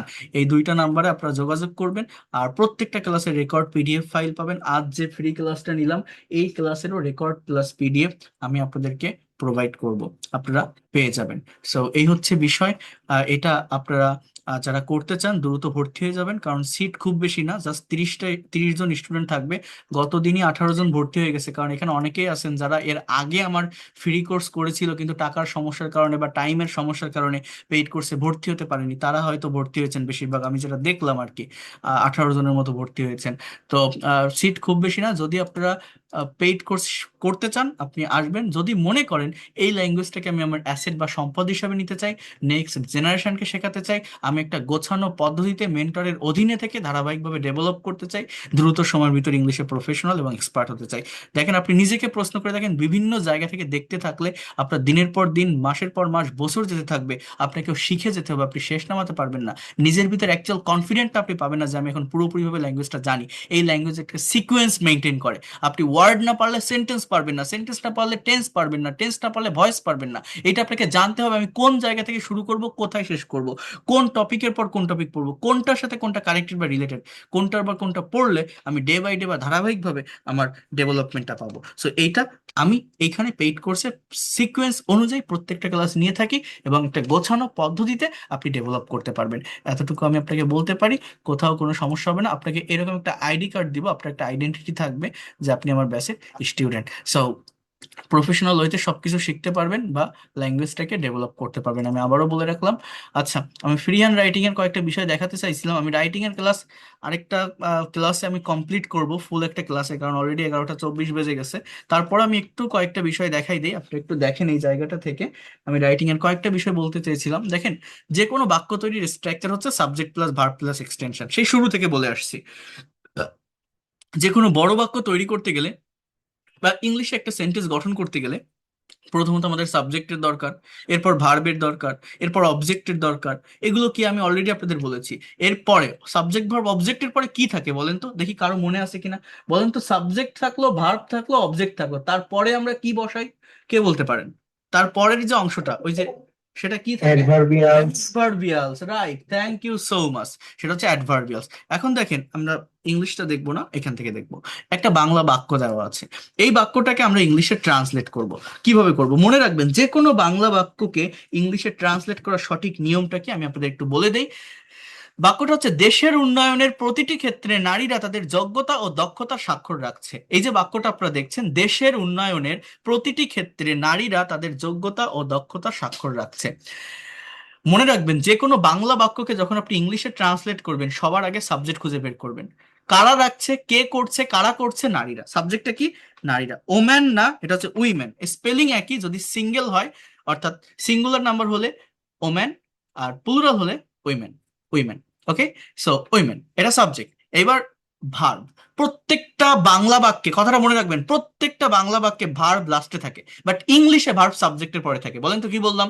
প্রত্যেকটা বাংলা বাক্যে ভার্ব লাস্টে থাকে, প্রত্যেকটা বাংলা বাক্যে ভার্ব লাস্টে থাকে, ইংলিশে ভার্ব সাবজেক্টের পরে থাকে। এখানে ভার্বটা হচ্ছে রাখছে, কিন্তু এইটা আমি যখন ইংলিশে লিখবো, সঠিক টেন্স বুঝে, টেন্স বুঝে আমাকে লিখতে হবে। রাখছে কোন টেন্স? এটা রাখে প্রেজেন্ট ইনডিফিনিট, রেখেছিল পাস্ট ইনডিফিনিট, রাখবে ফিউচার ইনডিফিনিট, রাখছে প্রেজেন্ট কন্টিনিউয়াস। তাহলে উইমেন আর কিপিং, সেহেতু সাবজেক্টটা প্লুরাল, সো আর কিপিং, এই হচ্ছে সাবজেক্ট আর ভার্ব। ইংলিশে যদি কেউ বাংলা বাক্য থেকে ভার্ব বুঝে সঠিক ফর্মটা ইংলিশে যদি কেউ লিখতে পারে সাবজেক্টের পর, তার সেন্টেন্স অটোমেটিক্যালি কারেক্ট হয়ে যায়। বাট এই ভার্বের জায়গাটা যদি কেউ ভুল করে, টেন্স ধরতে যদি কেউ ভুল করে, সব ভুল। আগামী ক্লাসে আমি প্র্যাকটিক্যাল স্পিকিং এর ক্লাস নিব, কেউ মিস করবেন না। আমি আবারও বলছি, আগামীকাল রাত 10টায় থার্ড ফ্রি ক্লাসে এই গ্রামারের ক্লাস থাকবে না, স্পোকেন ইংলিশের ক্লাস, স্পিকিং এর ক্লাস থাকবে, কেউ মিস করবেন না। দেখবেন টেন্স নিয়ে কোনো ধরনের জটিলতা আর আপনার থাকবে না। প্র্যাকটিক্যালি টেন্সকে ব্যবহার করে কিভাবে আমরা স্পিকিং বা কনভারসেশন করতে পারি আমি দেখাবো। সো উইমেন আর কিপিং, নারীরা রাখছে, এই যে সাবজেক্ট আর ভার্ব বসালাম না, মনে রাখবেন যে কোনো বাংলা বাক্যকে যখন আপনি ইংলিশে ট্রান্সলেট করবেন, সাবজেক্ট আর ভার্ব বসানোর পর বাংলা বাক্যের লাস্টের দিক থেকে করতে করতে ফার্স্টের দিকে আসবেন, বাংলা বাক্যের লাস্টের দিক থেকে। কিন্তু এখানে আপনাকে বাংলায় ফ্রেজ ধরা শিখতে হবে, বাংলায় পার্টস অফ স্পিচ বোঝা শিখতে হবে। বাংলায় ফ্রেজ ধরা মানে কি জানেন? এই যে বাংলা বাক্যটা দেখছেন না, এই বাক্যের ভিতরে কোন ওয়ার্ডের সাথে কোন ওয়ার্ড কানেক্টেড। যেমন দেশের উন্নয়নের, এই যে দুইটা ওয়ার্ড একসাথে কানেক্টেড, মানে ইংলিশে যদি বলি কান্ট্রিজ ডেভেলপমেন্ট, প্রতিটি ক্ষেত্রে এই দুইটা ওয়ার্ড একসাথে কানেক্টেড। এভরি সেক্টর, নারীরা, এটা একা। তাদের যোগ্যতা ও দক্ষতার স্বাক্ষর, এই এই 5টা ওয়ার্ড একসাথে কানেক্টেড। তাহলে কি রাখছে, কি রাখছে? তাদের যোগ্যতা ও দক্ষতার স্বাক্ষর। ইংলিশে কি হবে? উইমেন আর কিপিং, বাংলা বাক্যের লাস্টের থেকে করতে করতে ফার্স্টের দিকে আসবেন। তাহলে এখানে কি হবে? Keeping their, their sign, SIGNS, their signs. Okay, এবার কিসের? Of skill, SKILL, of skill and qualification, skill and qualification. বলেন তো আমি কি লিখলাম? উইমেন আর keeping their sign of skill and qualification. তাহলে বাংলা বাক্যের সাবজেক্ট আর ভার্ব বসানোর পর কি করব? বাংলা থেকে ইংলিশে সেন্টেন্স ট্রান্সলেট করতে গেলে বাংলা বাক্যের লাস্টের থেকে ফার্স্টের দিকে আসবো। উইমেন আর keeping their sign of skill and qualification.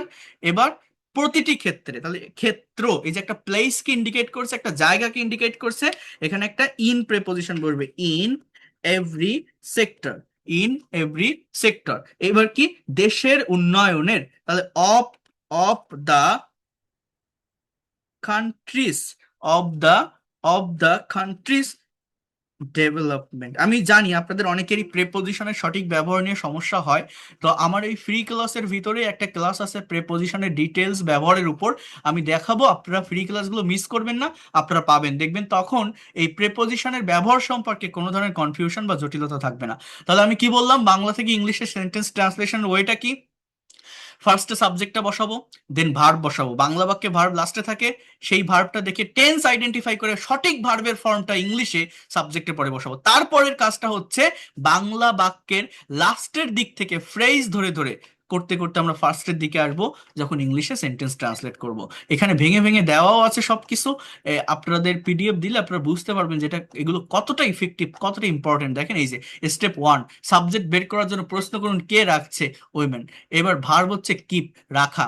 এখন দেখেন পরবর্তী, এখানে বলছে দেখেন তাদের যোগ্যতা ও দক্ষতার স্বাক্ষর, এটা হচ্ছে object, there is signs of skill and qualification.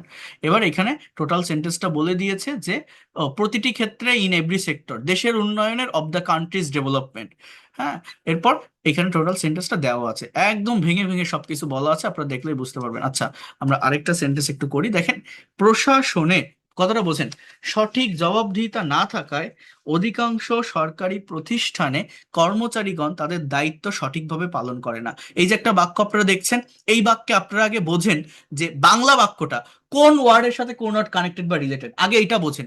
দেখেন প্রশাসনে, এই ওয়ার্ডটা কিন্তু একা, যদি এখানে একটা র থাকতো প্রশাসনের, তাহলে এই পাশের ওয়ার্ডগুলোর সাথে এটা কানেক্টেড হয়ে যেত, কিন্তু এটা কিন্তু একা। প্রশাসনে সঠিক জবাবদিহিতা না থাকায় এই 4টা ওয়ার্ড একসাথে কানেক্টেড, এই হচ্ছে ফ্রেজ। হ্যাঁ, অধিকাংশ সরকারি প্রতিষ্ঠানে, দেখেন প্রতিষ্ঠানের যদি থাকতো তাহলে ওই কর্মচারীগণের সাথে কানেক্ট হয়ে যেত, বাট এইখানে এই 3টা ওয়ার্ড হচ্ছে একসাথে কানেক্টেড।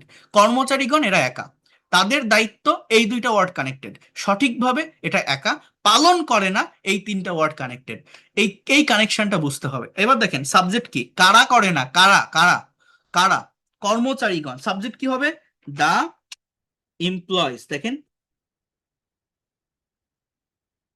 দ্য এমপ্লয়িজ অর্থাৎ কর্মচারীগণ, দ্য এমপ্লয়িজ কর্মচারীগণ।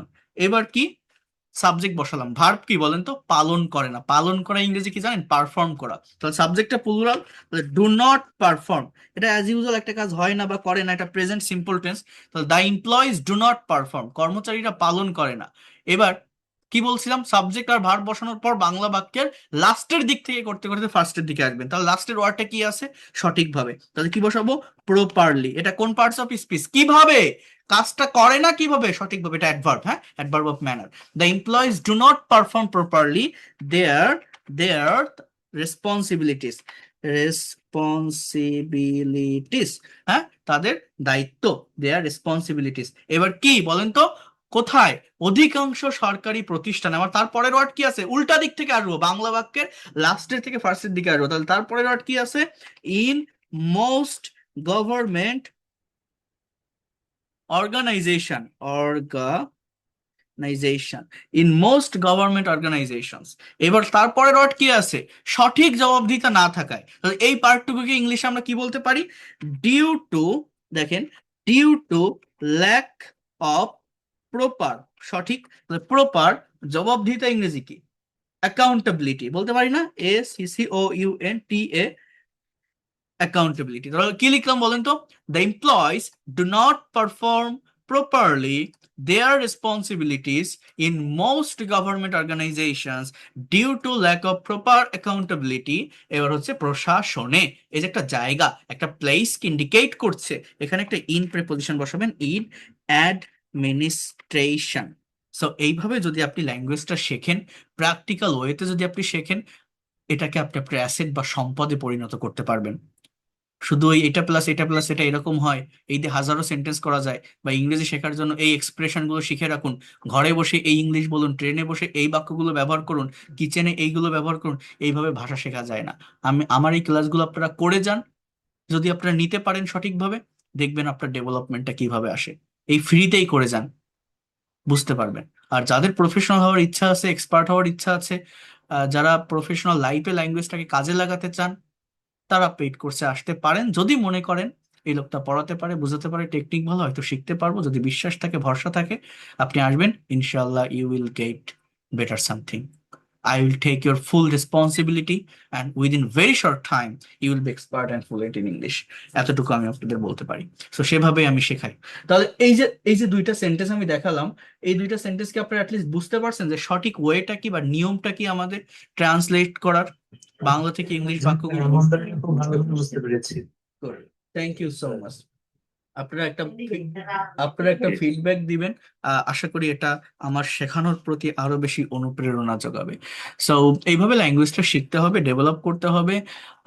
এখানে সব ডিটেলস দেওয়া আছে। এখানে দেওয়া আছে যে কিভাবে এটা আপনি করবেন, এখানে ভেঙে ভেঙে দেওয়া আছে যে কর্মচারীগণ তাদের দায়িত্ব পালন করে না, অধিকাংশ সরকারি প্রতিষ্ঠানে সঠিক জবাবদিহিতা না থাকায়। মানে এই পার্ট গুলো কিন্তু আমাকে ধরতে হবে, বাংলায় পার্টস অফ স্পিচ ধরা শিখতে হবে।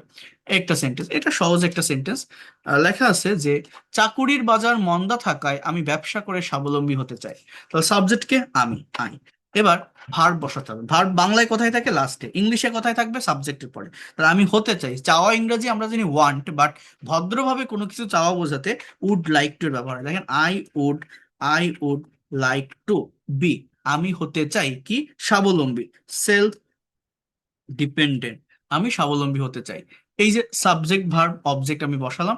এইবার কি করে, ব্যবসা করে। তাহলে জাস্ট এটার ইংরেজি কি, বাই ডুইং বিজনেস, ব্যবসা করার মাধ্যমে, ব্যবসা করে আমরা এইটুকু বসাতে পারবো না, বাই ডুইং বিজনেস। এবার কেন চাই, due to bad job market, চাকরির বাজার মন্দা থাকে, due to bad job market.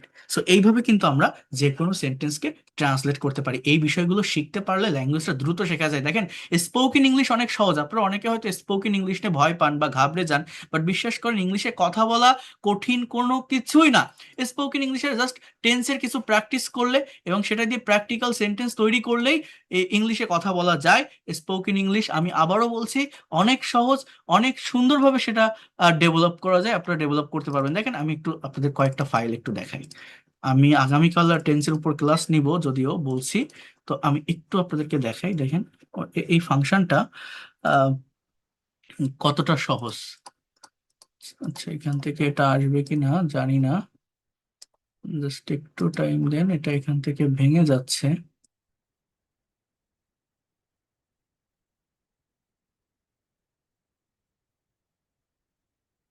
আচ্ছা, এটা এখান থেকে ভেঙে যাচ্ছে, আমি আপনাদের ওয়ার্ড ফাইল থেকে দেখাই। জাস্ট একটা মিনিট, একটু সময় দেন। দেখেন স্পোকেন ইংলিশটা মানে কতটা সহজ, কতটা সুন্দরভাবে সেটা ডেভেলপ করা যেতে পারে। আপনারা এই স্লাইড গুলোতে একটু ফোকাস করেন। আর আমার লেখা একটা বই আছে, আমি যা যা পড়াচ্ছি আপনাদের এই সব কিছুই কিন্তু আমার বইটা থেকে আমি দেখাচ্ছি বা পড়াচ্ছি। আমি বইয়ের বিজ্ঞাপনটা ওইভাবে দেই না, কারণ এটা যারা নেওয়ার আমার পেইড কোর্সে যারা থাকে মূলত তারাই এটা নিয়ে নেয়। তো এই জন্য আমার আর ওইভাবে এটার বিজ্ঞাপন দেওয়া লাগে না, বা বাইরে আমি ওইভাবে এটা বিক্রিও করি না। কারণ যারা আমার কোর্স করে, আমার এই বইটা অন্য 10টা বইয়ের থেকে ডিফারেন্ট বা আলাদা, আর বইয়ের দামটাও একটু বেশি, 500 টাকা। ডেলিভারি চার্জ 120 টাকা, 620 টাকা টোটাল, কারণ এটা অনেক বড় একটা বই এবং প্রিমিয়াম কোয়ালিটির একটা বই। সো এই জন্য আমি এটা সবাইকে আবার দেখাতেও আমি সাহস পাই না। তো এটা পেইড কোর্সে আসলে যে আপনার কিনতে হবে এটাও না। আপনাদের প্রত্যেকটা ক্লাসের পিডিএফ রেকর্ড আপনি পাবেন। যদি মনে করেন আমি পিডিএফ থেকে পড়তে পারছি, তাহলে আপনার তো কোনো সমস্যা নাই। আর যদি মনে করেন আমার একটা হার্ড কপি বই দরকার ল্যাঙ্গুয়েজটা ভালোভাবে শেখার জন্য বা ডেভেলপ করার জন্য, তাহলে আপনি নিতে পারেন। তো দেখেন, যেটা আমি বলছি, স্পোকেন ইংলিশ কঠিন কোনো কিছু না।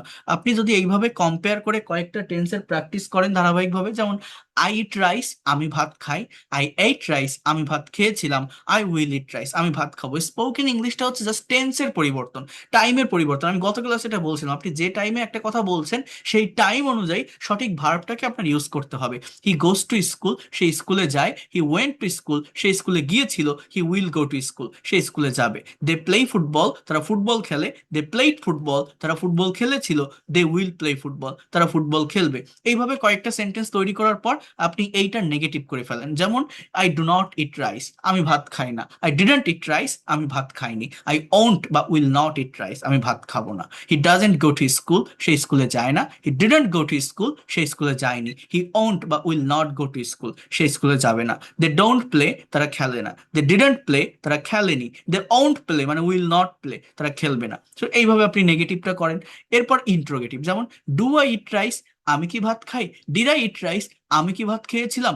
উইল আই ইট রাইস, আমি কি ভাত খাবো। Does he go to school, সে কি স্কুলে যায়। Did he go to school, সে কি স্কুলে গিয়েছিল। Will he go to school, সে কি স্কুলে যাবে। সো এইভাবে জাস্ট ড্রিল প্র্যাকটিসের মাধ্যমে এইটাকে কিভাবে প্র্যাকটিক্যাল কনভারসেশন বা স্পিকিং এ অ্যাপ্লাই করা যায়, এটা আমি আপনারা নেক্সট ক্লাসে আসবেন, আমি দেখাবো আগামীকালকের ক্লাসে যে কোনো টপিকের উপর কিভাবে প্রেজেন্টেশন দেওয়া যায়, কিভাবে স্পিকিং করা যায়, মানে এই ছোট ছোট সেন্টেন্স প্র্যাকটিসের পর কিভাবে প্র্যাকটিক্যাল লাইফে এটাকে অ্যাপ্লাই করা যায়, আমি আপনাদেরকে দেখাবো। আচ্ছা, আমি একটা মিনিট একটু দেখাই দিই, আপনাদের হয়তো এটা নিয়ে একটা কিউরিসিটি থাকতে পারে, আমার এই বইটার কথা আমি কেন বলছি বা এটাতে কি আছে। আমি একটা মিনিট একটু দেখেন, আপনারা তো আসেন এতক্ষণ ক্লাস করছেন, তারপর আমি ছেড়ে দিচ্ছি আপনাদের। জাস্ট দেখেন একটা জিনিস, আমি একটু বলি।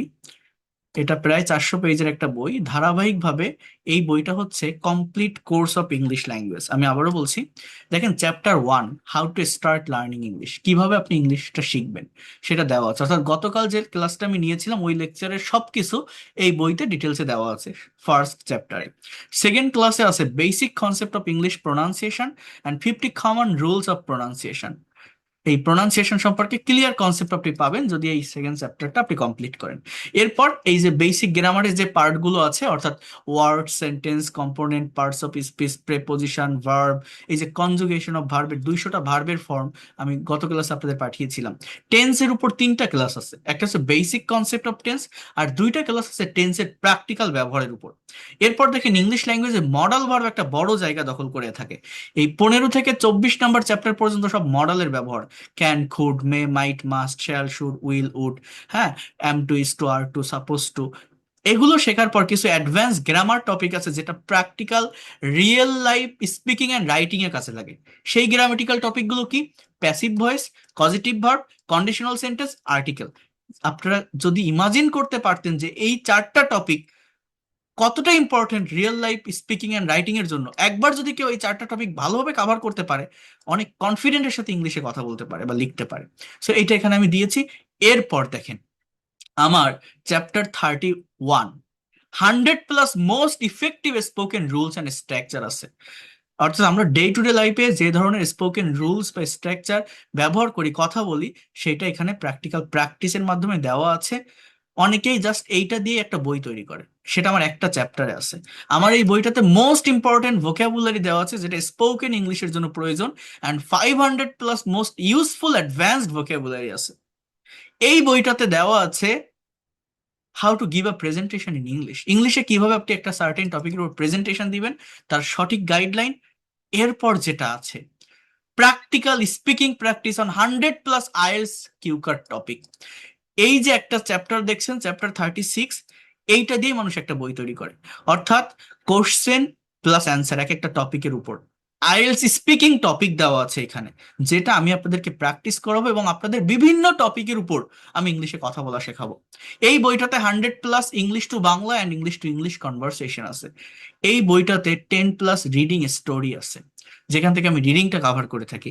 এই বইটাতে ফ্রি হ্যান্ড রাইটিং এর অর্থাৎ application, letter, email, paragraph, composition, completing story এবং সিভি কিভাবে লিখবেন সবকিছু ইন ডিটেলসে ওয়েল অর্গানাইজড ওয়েতে দেওয়া আছে। আমি যদি ভিতরের কয়েকটা পৃষ্ঠা আপনাকে দেখাই, দেখেন এটা হচ্ছে আহ আচ্ছা পার্টস অফ স্পিচ না, দেখেন এই যে প্রেপোজিশনের ব্যবহার, প্রেপোজিশনের যে প্র্যাকটিক্যাল ব্যবহারটা আজকে হয়তো আপনারা, আমি অনেক জায়গায় বিভিন্ন প্রেপোজিশনের ব্যবহার করছি, তো সেটা প্র্যাকটিক্যালি কিভাবে ব্যবহার করতে হবে একদম নিট অ্যান্ড ক্লিন ভাবে এই বইটাতে সাজানো আছে।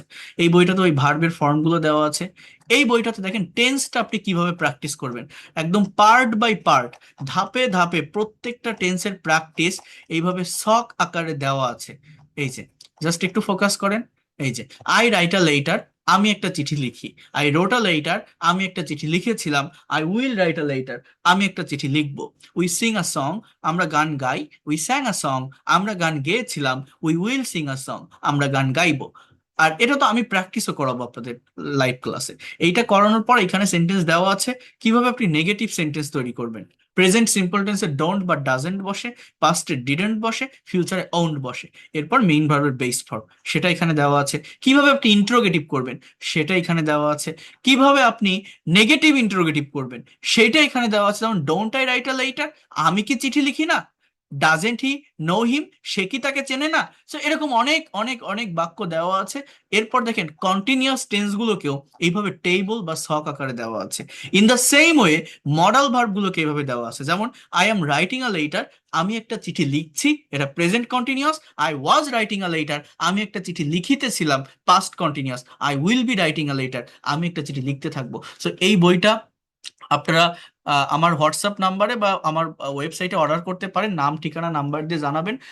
টোটাল বইয়ের প্রাইস হচ্ছে 500 টাকা, ডেলিভারি চার্জ 90 টাকা, টোটাল 590 টাকা। এটা আপনারা বই হাতে পেয়ে ডেলিভারি ম্যানকে পরিশোধ করতে পারবেন, বাংলাদেশের যে কোনো প্রান্ত থেকে অর্ডার করতে পারবেন। স্ট্রিট ফাস্ট কুরিয়ারের মাধ্যমে যাবে, ডেলিভারি ম্যান বই আপনার হাতে দিবে, তারপর আপনি টাকা পরিশোধ করতে পারবেন।